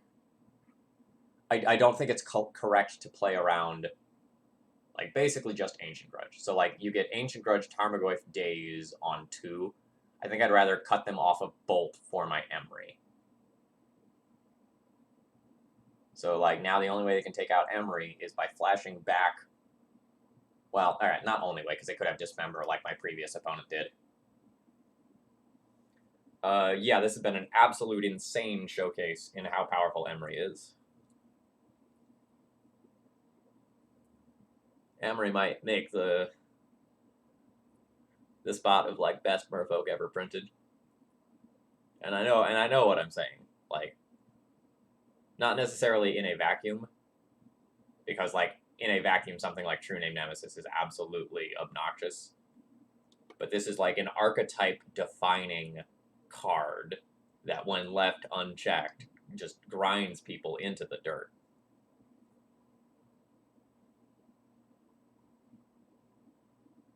Yeah, so this leaves me with both Defense Grid and Bridge still around.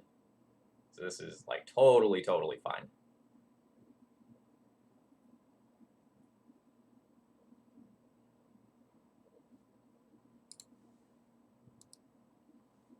It becomes less fine if my opponent, like, top decks Oko or another Grudge effect. But otherwise, we can hide here for a while.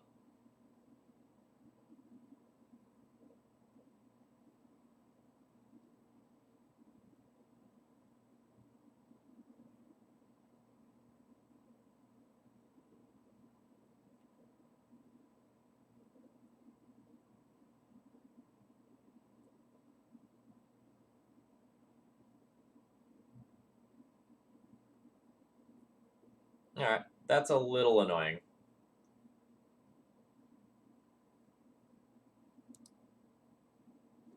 We don't want our hand to get clunked up with, like, Echoes and Urzas and Karns right now, while I don't have stable mana.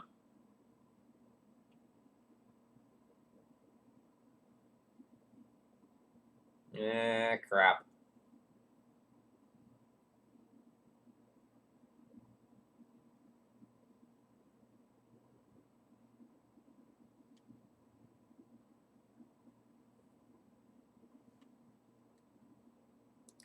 The good news here is I'm going to get to, like, crack back on their Planeswalkers.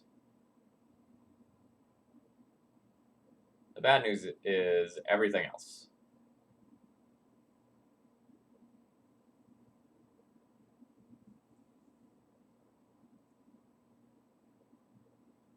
So I'm dead in 2 turns to board, even if I chump block.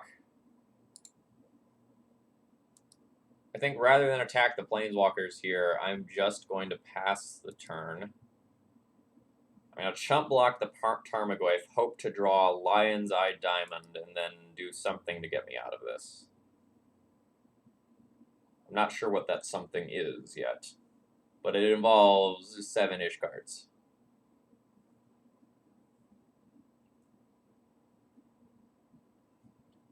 So for anyone who hasn't like figured out why people are complaining about Oko so much, it's this sort of thing, right? Like I was absolutely dominating this game, and then Oko hit the battlefield.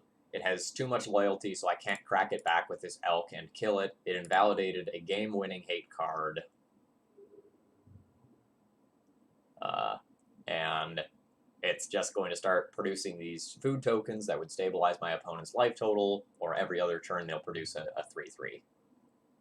And that's super relevant on this board. Hey, Arkin, thank you very much for the host here. And we're dead. All right, hello, folks. My name is Phil Gallagher. I run Thraben University, a site for legacy, death, and taxes. Today we are playing an Urza Echoes Emry Stompy sort of deck.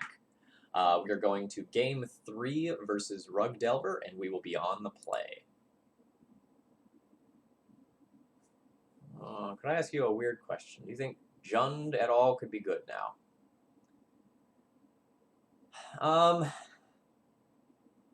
So the question about Jund is always, why aren't you in the 4th color for blue? Because 4-color control is relatively similar in terms of, like, play style. So that'd be question 1 you would have to ask yourself. Like, is the card quality here high enough that I'm willing to go and not have blue in my deck? And I think the answer is no, because just jamming something like Oko into your deck probably just makes your deck better, right?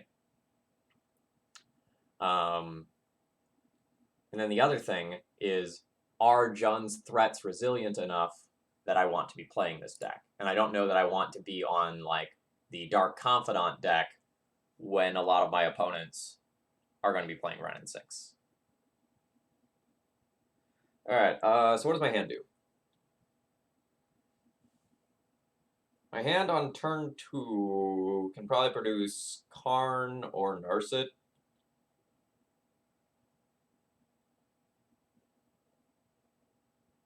The short version is cut your Thalias. Your Thalias aren't good. Cut Thalias and Revokers and play a fair game. A little bit slower than what you're used to doing in the past. I think this hand's kind of medium. I'm not sure that it's bad enough to go back, though.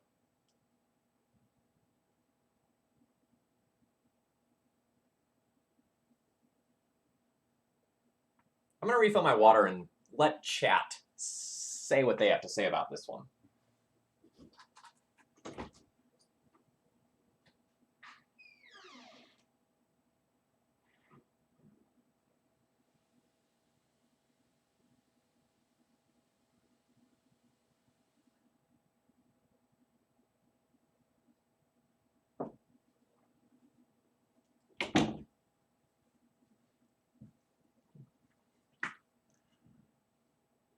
Alright, chat's in the same boat as I am, where I think this is good enough where you keep it, but I'm super not excited about this keep.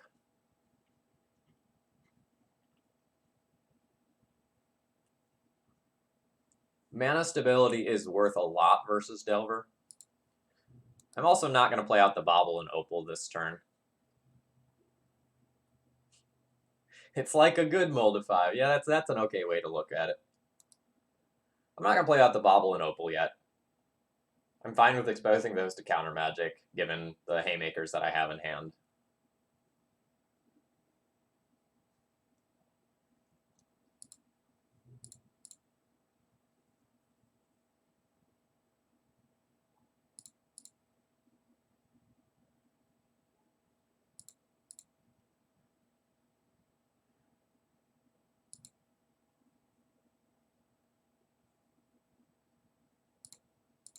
I can play the Narset around Daze, but not Pierce this turn. I would be okay with trading for a Pierce.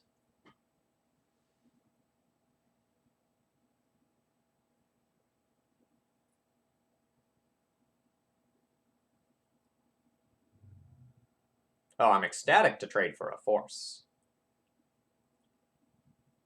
Absolutely thrilled about that. Force pitching, true name.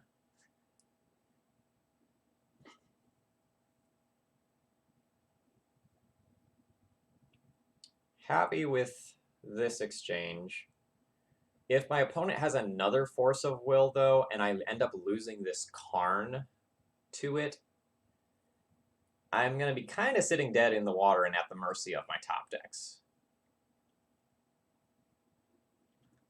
Yes, Static Grip, I could have done that, but I want to use this city next turn to fuel the Karn, and I don't want to play another land after playing the City of Traders, preferably for the rest of the game. Like, unless I get Wastelanded, I'm going to want to keep this city around because it'll let me play around the soft mana denial so well. So next turn, I get to play Karn around both Daze and Pierce, which is awesome.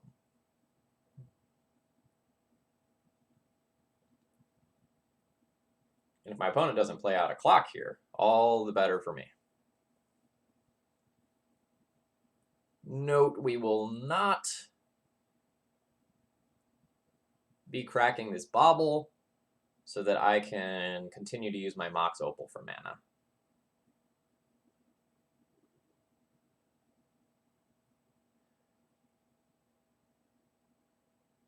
Now I have to think about this.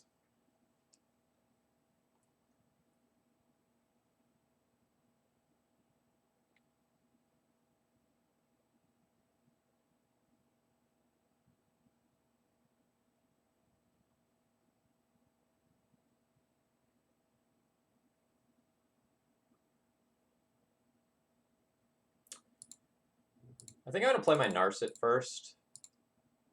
This lets me play around Pierce without having to get rid of the Petal. I'm okay with trading this for something like a Blast or a Lightning Bolt. Ooh. I'll be taking the Defense Grid. Will I play the Defense Grid into Pierce? I think I will play the Defense Grid into Pierce.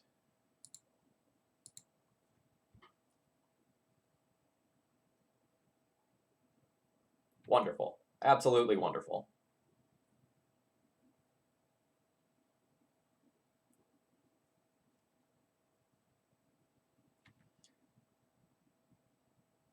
I'm not sure if my opponent has Soft Disruption and I'm playing around it effectively, or if their hand is just clunked up with things like Oko.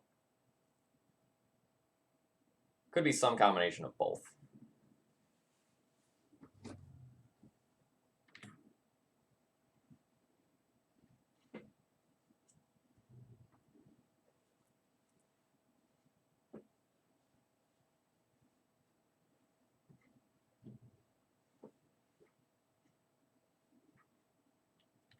Sure.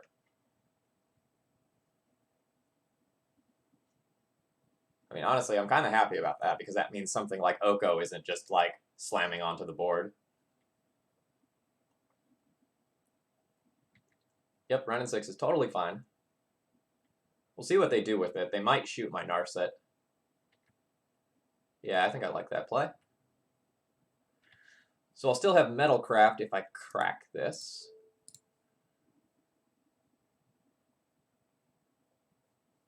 All right, so the Renin 6, and that's top of library.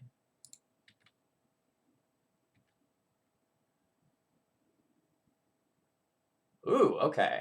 LED, cast. So I have 1, 2, 3, 4. I can make that up to 7 mana if I have Urza.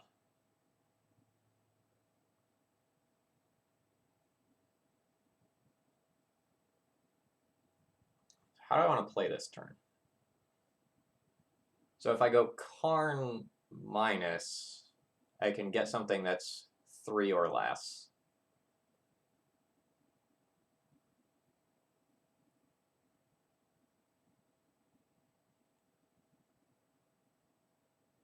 I think I'm going to crack this Narset, turn my opponent's cantrips back on, and see what I can do. Yeah, there we go.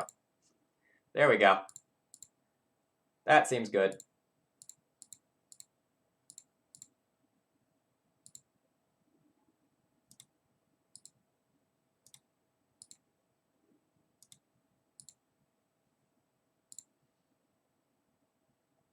What are we going... Oh, that one. I picked that one.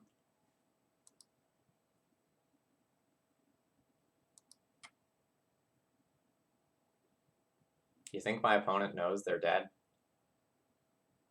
They figured it out. They figured it out. Okay, playing this deck is mentally exhausting. There's a lot of lines. There's a lot of room for good decisions. There's plenty of places to make mistakes. But as you can see, like, the power level is definitely there. I think this next one will probably be my last match if we have another grindy match, because I'm starting to get hungry.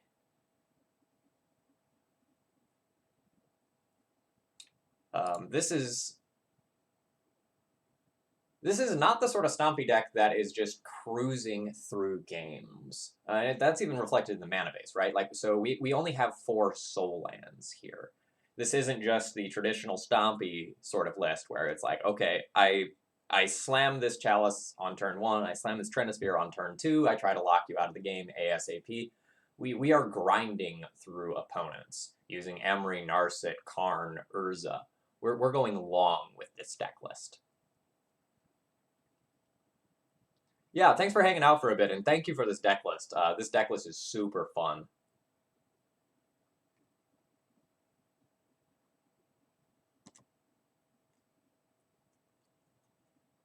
So, Sai potentially has a home in here somewhere. Main deck or sideboard.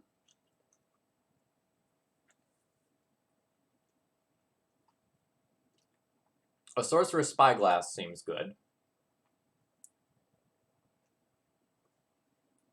Haven't boarded in Flusterstorms yet.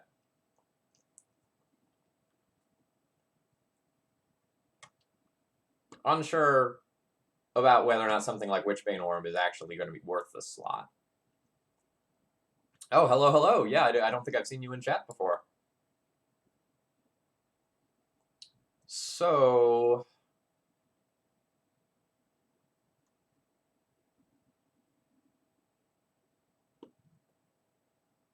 I'd probably be comfortable cutting Witchbane Orb for a Spyglass.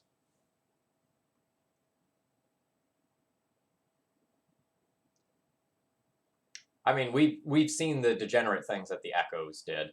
I think if you get rid of the Echo package, then like that could give you room for like main deck Sai or main deck the little like Saga card, the Antiquity Wars, or like the other Karn. I think there's room for tinkering here.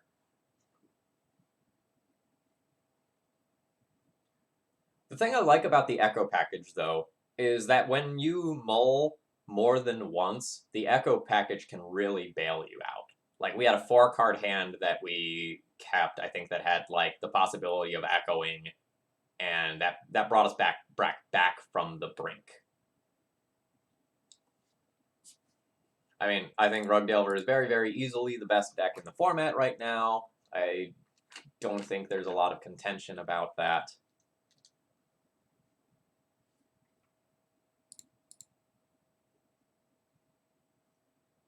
Yeah, so Narset is fine in the deck, albeit, you know, it is blue-blue, so you can't necessarily accelerate it out on the Ancient Tomb and City hands. And LED is great. LED is great with Karn. That's let me do plenty of degenerate things. And the upside of pairing it with Echoes is just woo, way, way, way up there.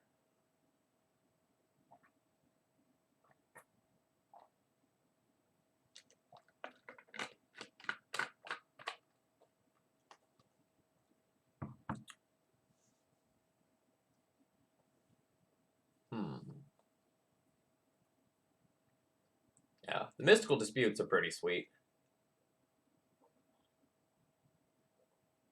There's been a lot of these, like, weird conditional counter spells that if X condition is true, they become a little bit better. 1 mana leak is pretty hot.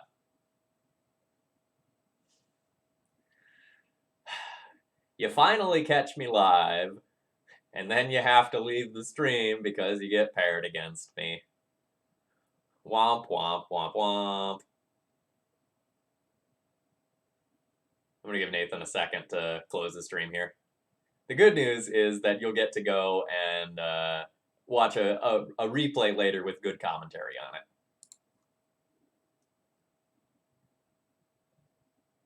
All right. So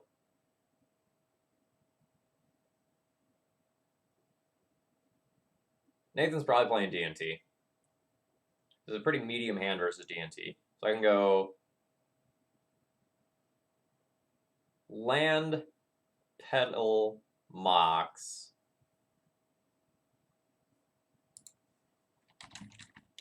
Specifically, I can go seat, petal, mox, narset turn 1, chalice turn 2. And then just try to get me into a piece of gas that's going to be better against D&T.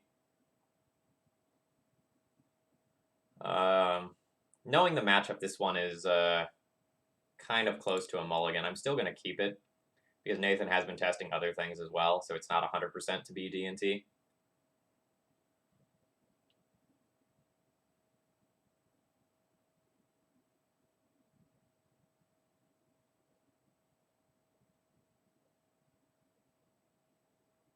Hey, Cliffy, welcome.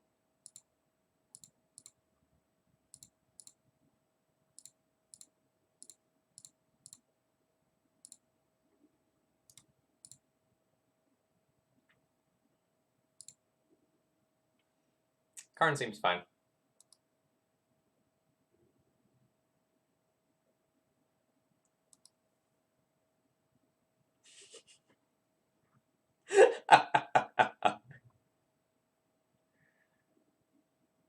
Oh, Ancestral Vision.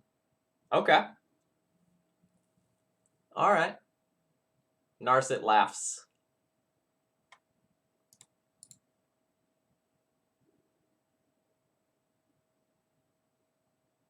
I think I'm going to take the LED side of the equation here.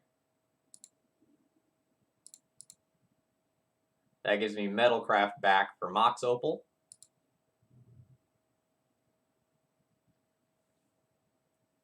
I could cast a Karn this turn.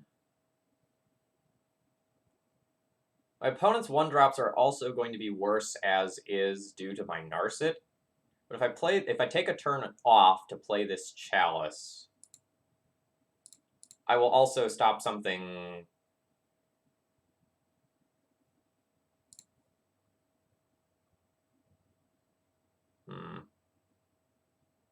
It's weird. No, I mean, I'm going to take a turn to Chalice.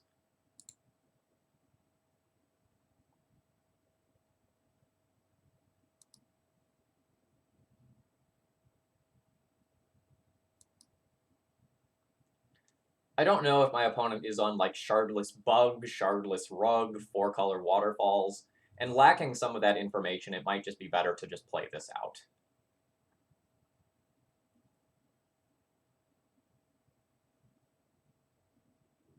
Tarmogoyf, sure thing. So I have like no 2-drops as well, right? I could take another turn off to Chalice on 2. I could also keep this secondary Chalice around.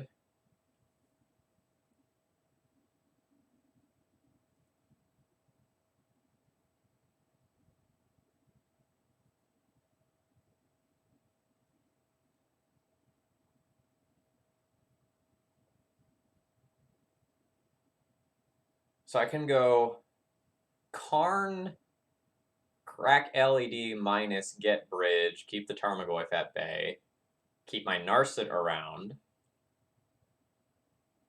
I think there's pretty strong merit to that line.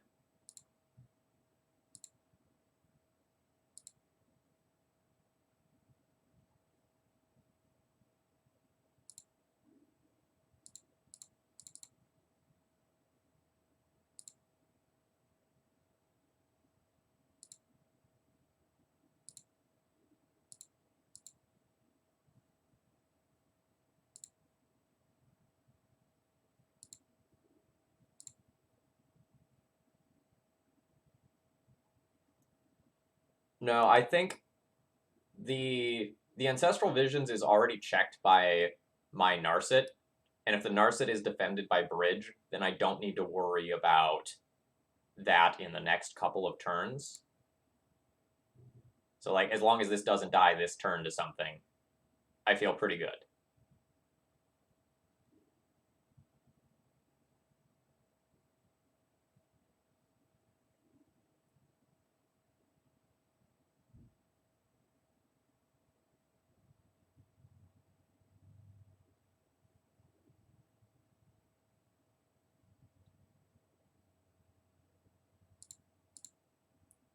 So, like, this would be a dead card if I had Chalice on zeroed last turn.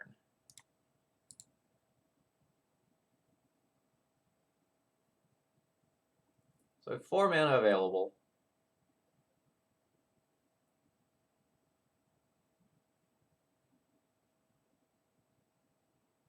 You could just get like a Mystic Forge for value. Could get a Ballista in case they somehow answer this bridge.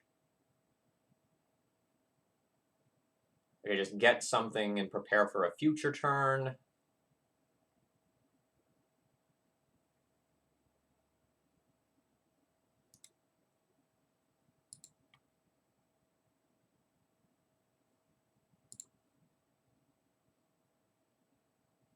I also could just go for Liquid Metal Coating and start mucking with lands.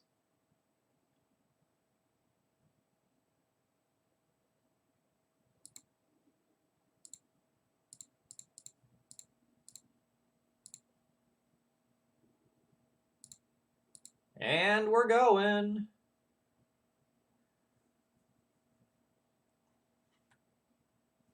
I think we'll just stop here and leave myself with the ability to remove that Narset if I need to. Or sorry, to remove that Narset from the top of my library if I need to.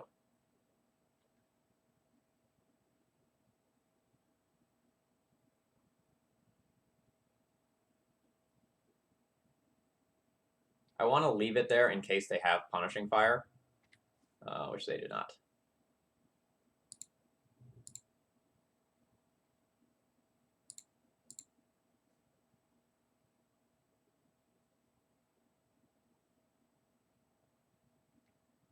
Scavenging Ooze is fine. That's not doing too much currently.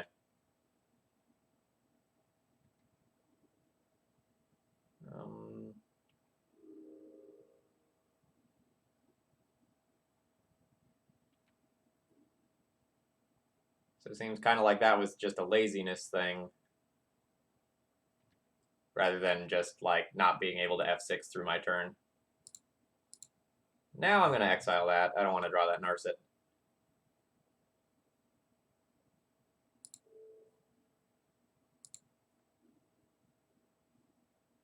Alright, you're going to draw a Punishing Fire. That's a little annoying.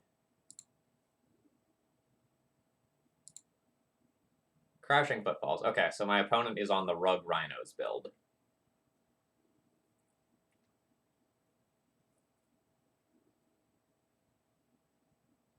Alright, Emry is cool. This draw of Chalice is actually absolutely, legitimately insane. So I put this on 2 now to stop the Punishing Fire that's on the top of their deck that I now know about. We have this Emry that we're going to draw into, and it will be, like, chef's kiss good. Alright. Nathan's done here. Alright, so we are playing against a 4-color Cascade deck. So Chalice on 0 is actually going to be pretty good against my opponent, but also against me. Chalice on 2 will be useful, but oftentimes slow. My opponent actually won't have that many counterspells, probably just 4 Force-o-Wills, so I don't even know that I'll want Defense Grid. I saw a Scavenging Ooze, so I do need to think about interaction with my graveyard. Honestly, I feel like I'm pretty well set up for this grind fight. I think my Chalices are really awkward.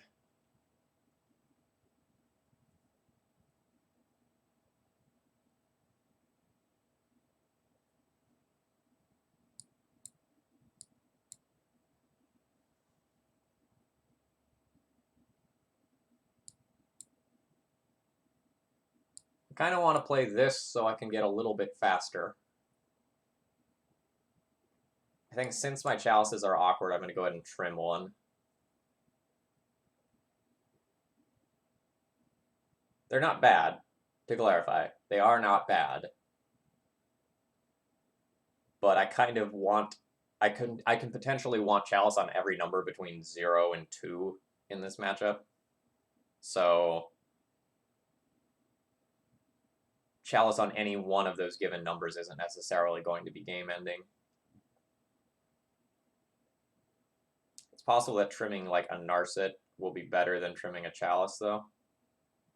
Sword Equip, thank you very much for your continued support. I really appreciate it. 14 months is a hell of a streak, whatever we want to call it.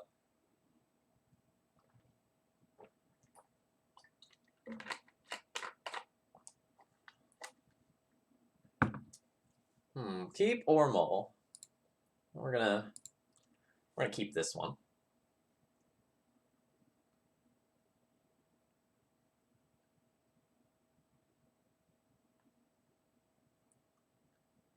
My opponent has mulligan to 5.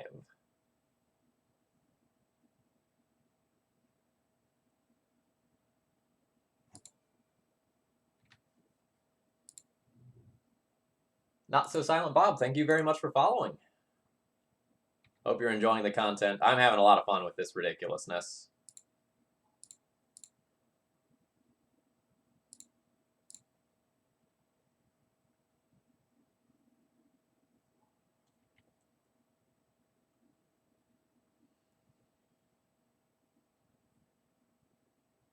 Do I YOLO?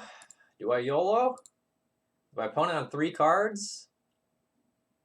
It refuels their hand. I don't think I YOLO.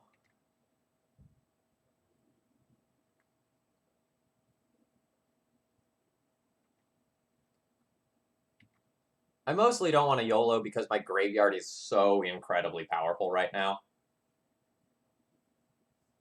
And if my opponent can miss land drops for a couple of turns while I do cool things, I'd enjoy that.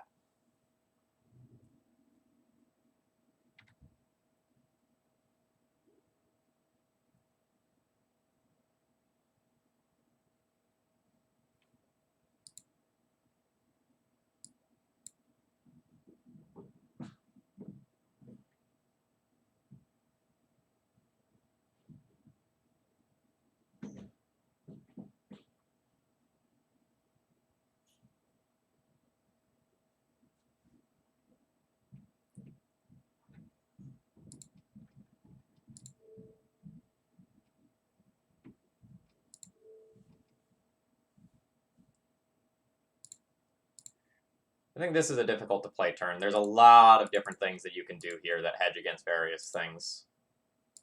I'm going to go ahead and play the Narset. My opponent's on 3 cards. They have Ancestral coming. If I can keep this on the battlefield, it eliminates a ton of their outs. Oh, wow. So much gas. I'll take a Karn. Emry giving me so many options here as well.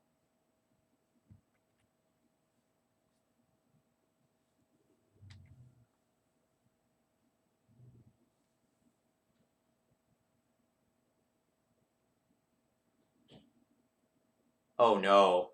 Oh, Nathan, no.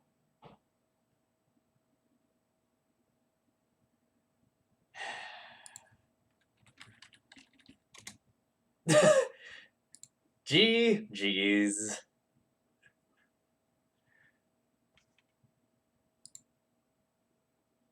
Narset confirmed dumb. Honorable seppuku. To be fair, I think Nathan was so beyond dead from that position given how crazy good my hand was. Like, I had the Ancestral shut off, I had that Brainstorm in hand shut off, I had Karn and Urza coming the next turn. I didn't math it out yet, but that's probably what was happening.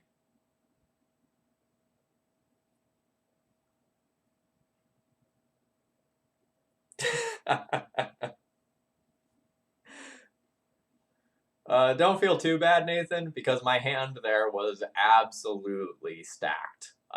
You probably weren't getting through it anyway.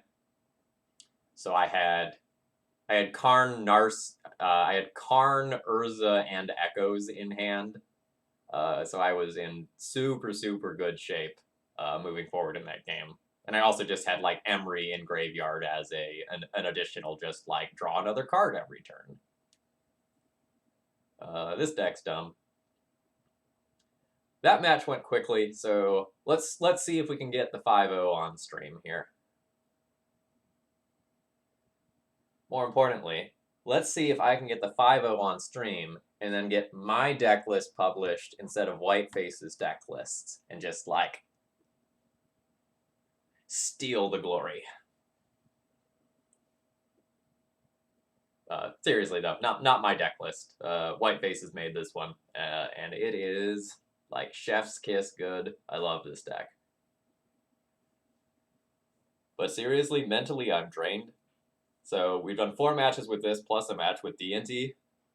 So that is it is a lot. And most of these matches have been long. So we're on 3 hours for 5 matches. Oh, I thought you were gone. Winky face. We're going for that 5-0 though. Oh, I think Norad is a great sideboard card right now. I think that's such a strong card choice when Ant is at the forefront of the format.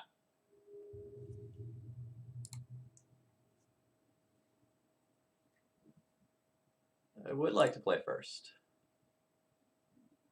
Turn 1 Emry. Keep Areno.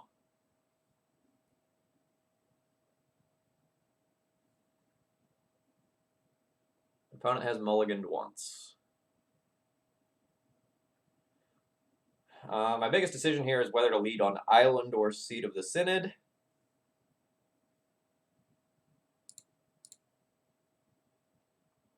I think I'm going to lead on Island so I can't get wastelanded on turn 1.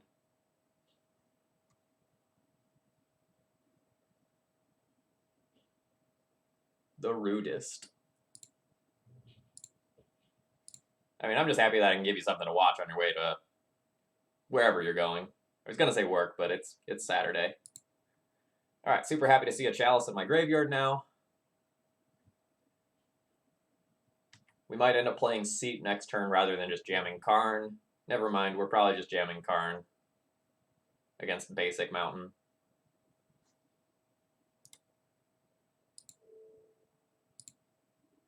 Let's just confirm that my opponent is on burn here.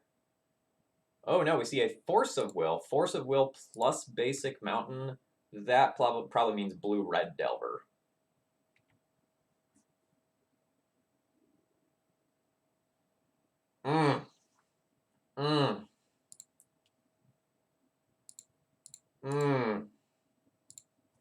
Mwah.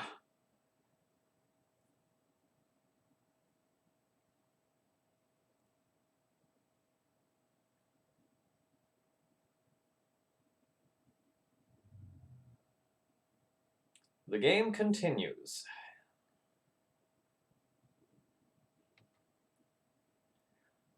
Note, my opponent is down to 3 cards now.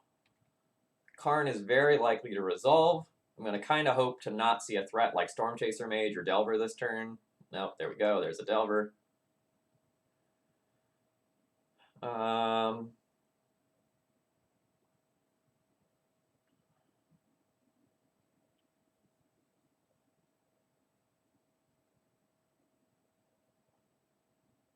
I can play Karn around Daze this turn.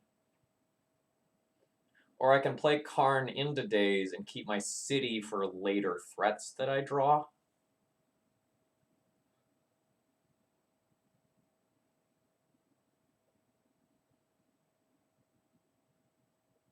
I kind of like playing Karn into Daze.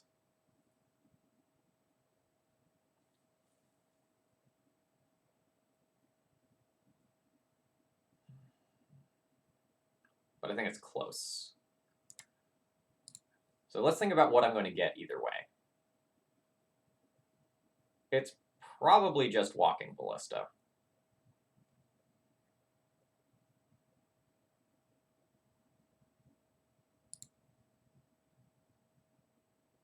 Though it could be Ensnaring Bridge as well. Ensnaring Bridge is really hard for Blue-Red Delver to beat.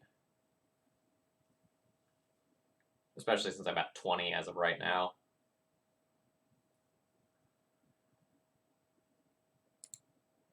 I'm going to go ahead and play the city and play around the days. It has to be force plus blue card here.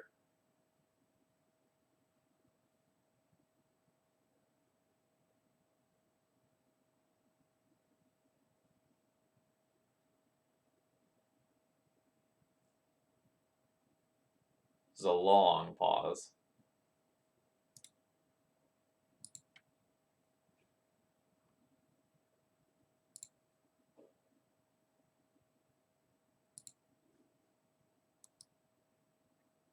So if my opponent's Delver doesn't blind flip, or if they don't use Brainstorm to flip it, or if they don't just bolt my Karn, if any one of those things don't happen and I get another card out of this Karn, that's stupid good. But I expect to just trade this for bridge. Yeah. Well, we passed the first test.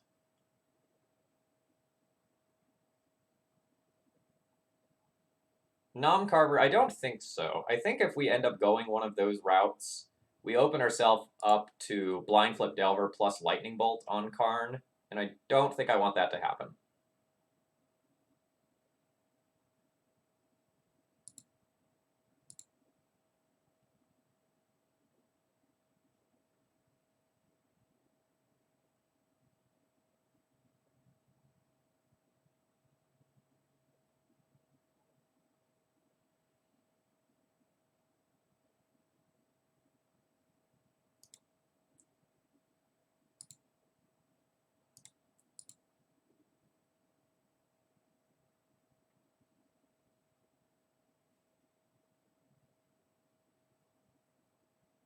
Yes, I will use Karn the Great Creator's ability.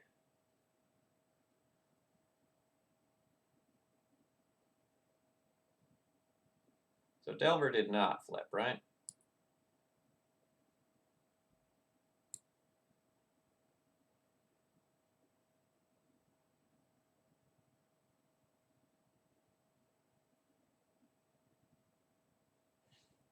I can get LED and Echo after playing Ensnaring Bridge. Is that good? Witchbane Orb is actually, like, surprisingly sick here.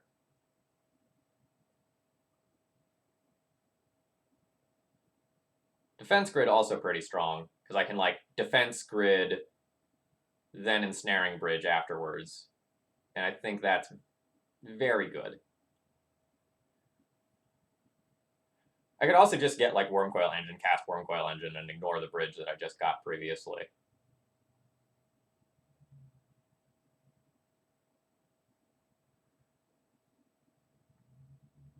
I can also just get Mystic Forge to, like, attempt to grind my opponent out. I think I'm going to take the Defense Grid.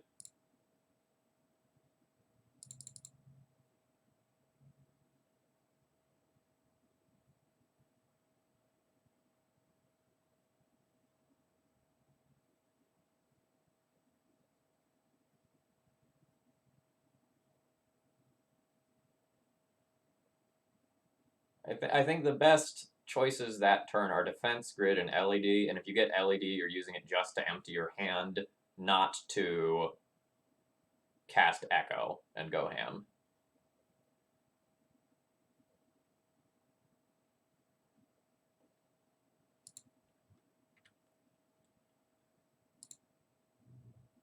And to work on getting Hellbent, we're going to go ahead and do that, make it so our hand doesn't get clogged up.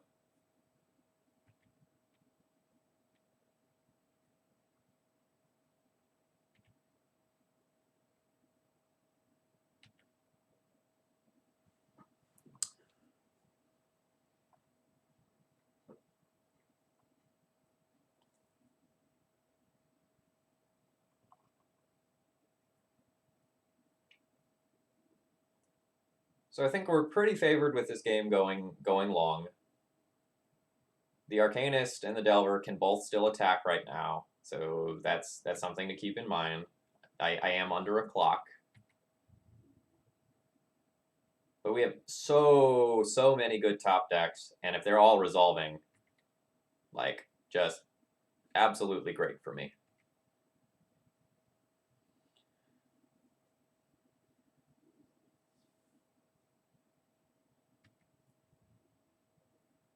I am going to take a draw off the bobble this turn and try to cast something like a Karn or a 4-drop or something like that. You know, even a Narset is fine. Just, like, try to get something onto the battlefield. Nikos, the other thing to think about is that my opponent maybe will intentionally not flip their Delver. So, like, they could have revealed, you know, say a Brainstorm this turn, and then just not revealed it. Alright, they have a Chain Lightning that they chose not to cast.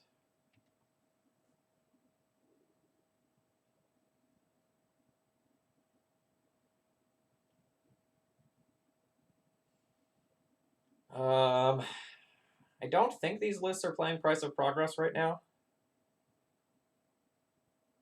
But I'm not 100% sure.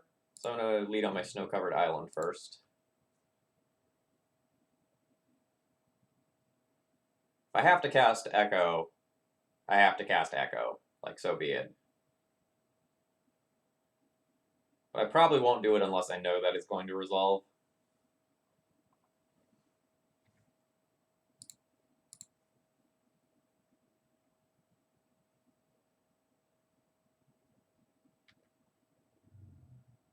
I will not play red to do that. Alright, that's actually legitimately annoying.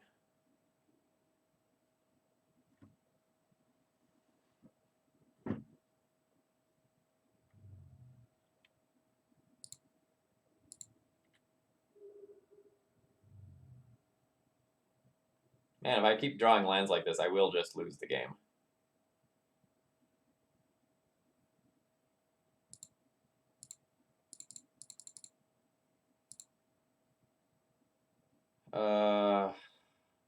Boy, this sucks. But I'm going to do this and try to find an LED to empty my hand. Nope, more Echoes.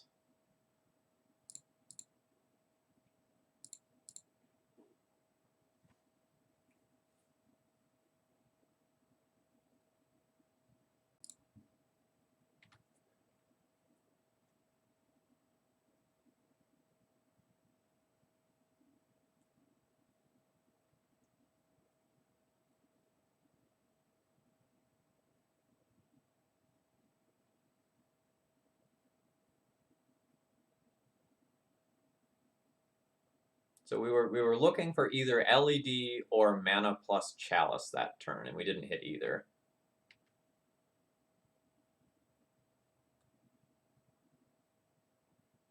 Yeah, I think one way or another the game ends in this turn cycle. Either my opponent has bolts to finish me off,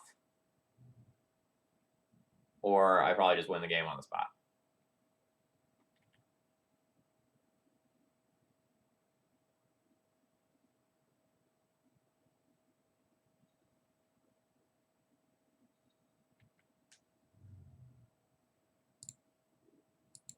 So this will leave me at 1 life.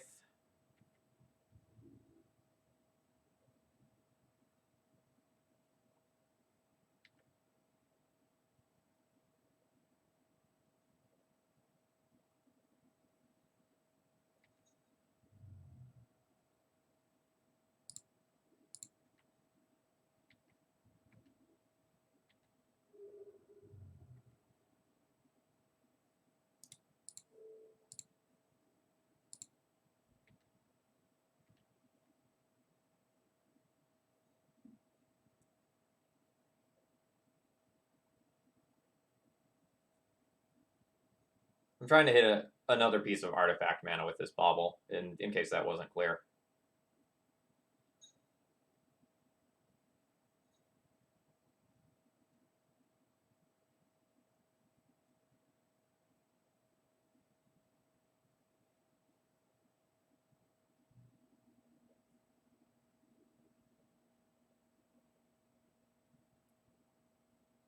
Okay, well that's sweet. I don't know what degenerate things this is going to lead to, but it's real cool.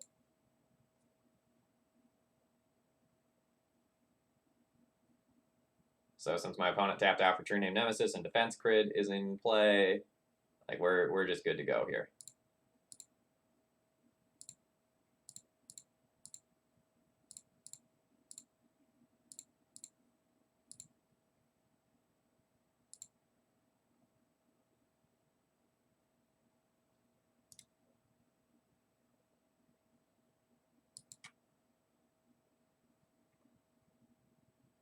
I think we're going to get the hard lock with Witchbane Orb here as well. I haven't finished mathing it out, but I think it works.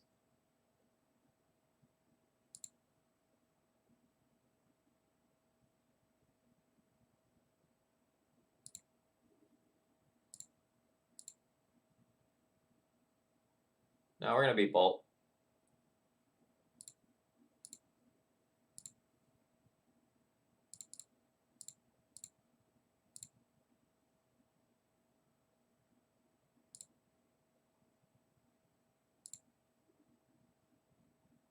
Witchbane Orb costs 4 mana.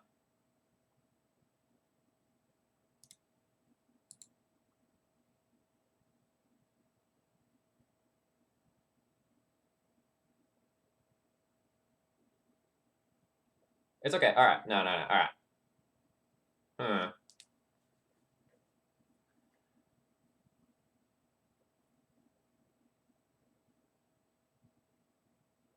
I can crack my LED, cast Echo, try to find a new LED, and then any one piece of artifact mana will do it.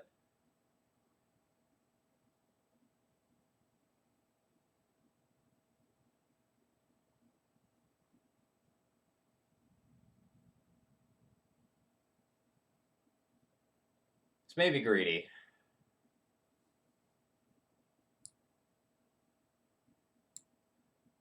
So they have to have a Bolt in hand. They have 5 cards.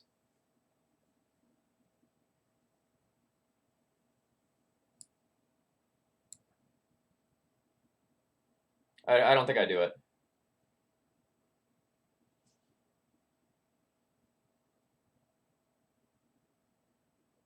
They don't have the Bolt right now.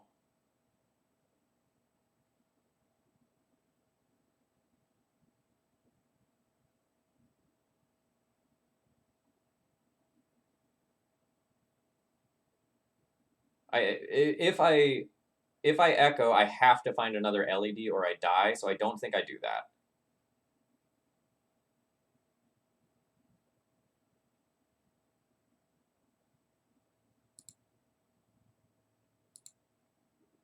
So let's crack this.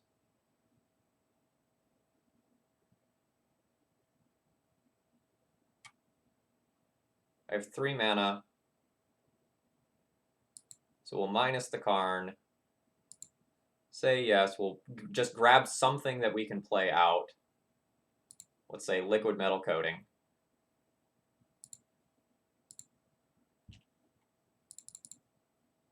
Let's play that out. We'll pass the turn. We'll wait for the Delver flip to go by.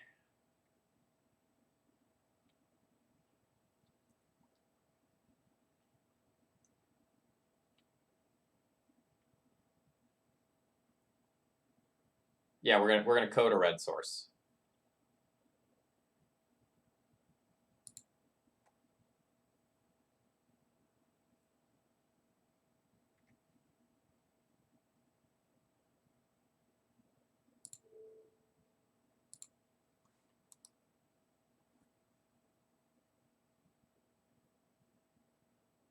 Nice.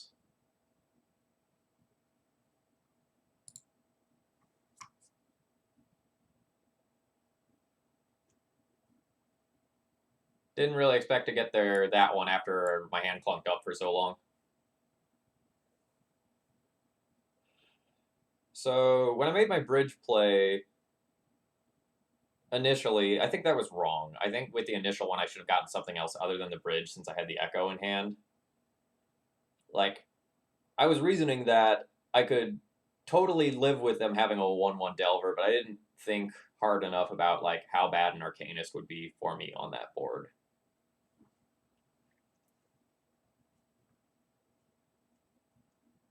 I don't think I'm going to end up sideboarding much. So once again, I'm going to want my defense grids. But I think most of the rest of the stuff stays in the sideboard. I would consider just like mainboarding the Witchbane Orb to just cast that. But as we saw that game, it can be an important tutor target.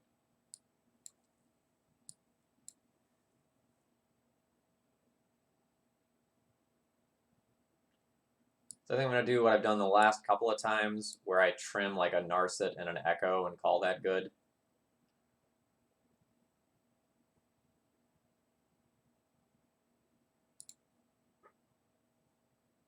The Mystical Disputes were pretty good in one of my matches. My brain is total mush from playing this deck, so I don't exactly remember what match it was, but they did something very relevant in one of my matches.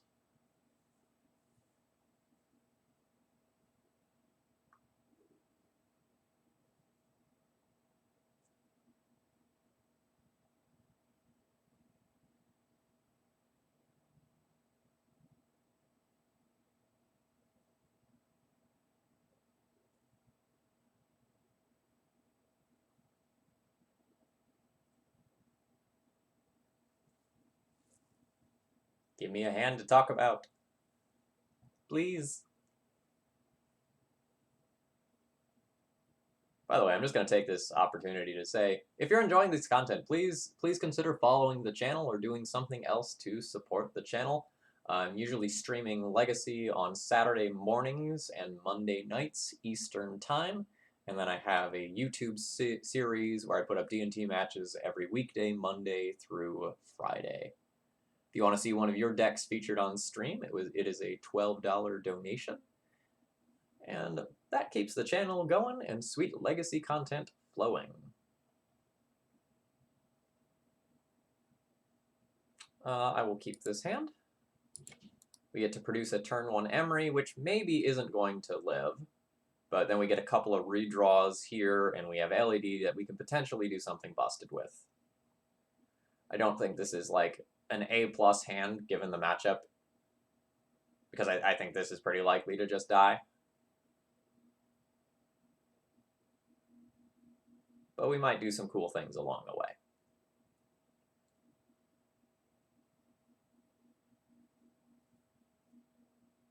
Opponent apparently tanking here. That's maybe about whether or not they should play a creature or whether or not they should like hold up a piece of disruption. They're pondering and shuffling. Yeah, we got the first one. Very barely. Very, very slim margins, but we did it.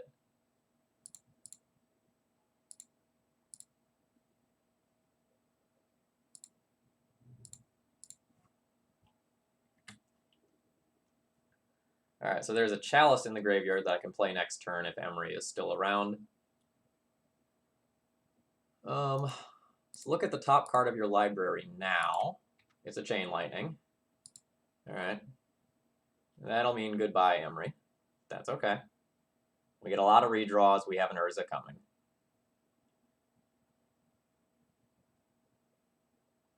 We're going to hope to hit something like a Mox Opal off this draw. Specifically, this draw, or the next draw would be really great. Because I want to keep my constructs out of range of lightning bolt effects if possible.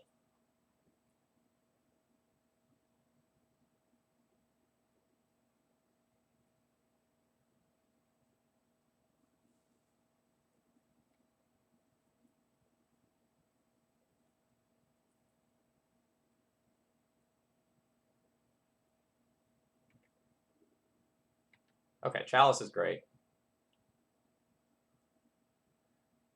I have to think about how many baubles I want to crack this turn.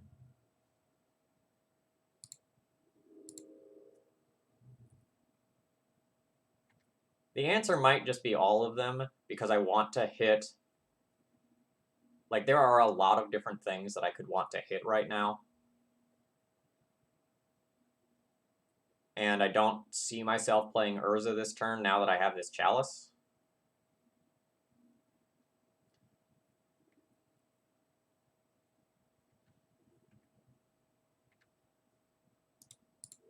So let's take both our redraws here.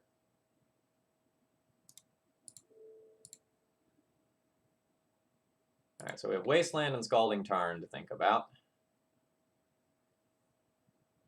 I'd like to hit a land, so I don't need to play City of Traders this turn.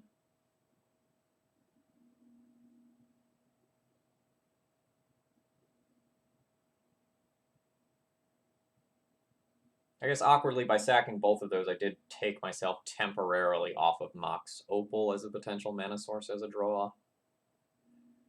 But I still think it's correct to take both redraws.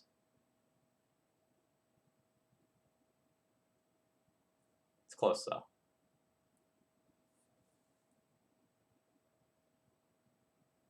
I think opponent is doing something else while playing Magic. I don't think there's an actual decision here. Okay, great.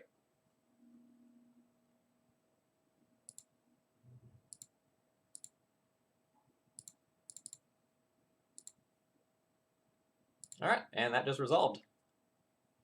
That's awesome things for us. Shut off a huge percentage of my opponent's deck.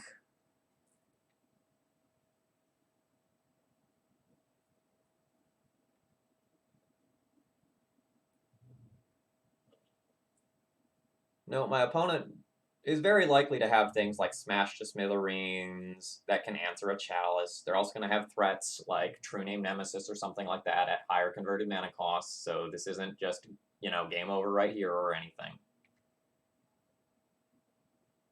Alright, I don't want to crack this bauble now in case I play Urza on my turn. I want to make sure the constructs are 4/4s when I play them. I know I'm playing around Bolt by having the Chalice in play, but that's not necessarily going to continue to be the case.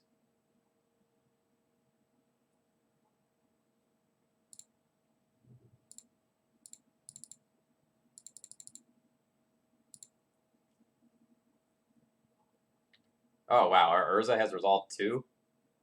Hot diggity dog.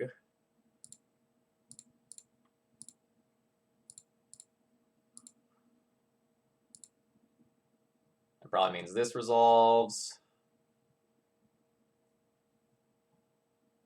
Nice. Well, sure.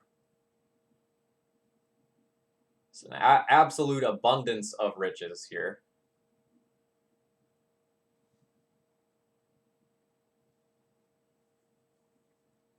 I think Karn and Defense Grid are both incredibly powerful. Or take the Karn in hopes of ending the game ASAP.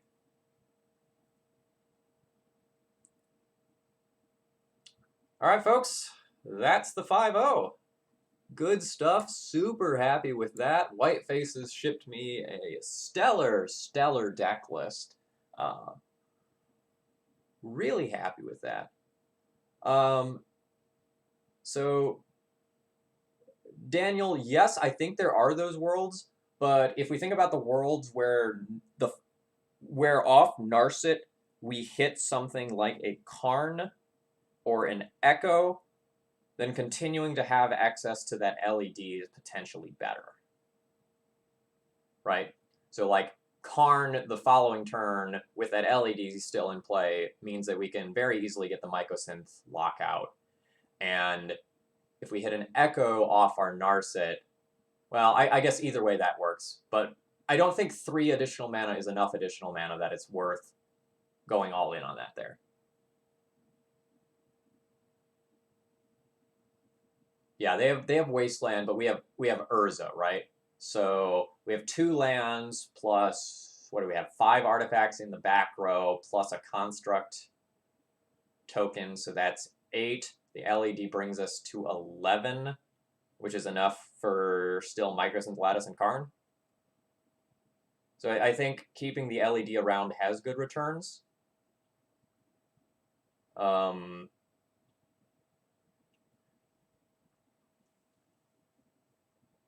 Cracking the LED in response to the Narset activation would mean, though, that if I hit Karn, I could put Karn in play and tutor for something immediately. So, yeah, I think it's better to wait. Oh, you're thinking about Karn and wishing for LED.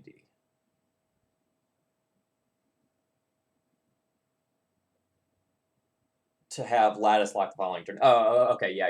All right, yeah, I see your line of thought there. Let me just take a little snipperino here. Save that one for later. All right, super happy with this deck list. My brain is absolutely melted after that one, so I'm not going to do an extensive debrief here. I'm just going to say that I am loving this deck list, and I'm going to turn you over to Yamakiller momentarily, who is playing some Legacy and/or Modern and/or Vintage. Folks, again, if you're enjoying this content, please follow the channel, and if you're really enjoying it, consider donating to the cause and getting some sweet deck lists like this one on the stream. Have a great afternoon, folks.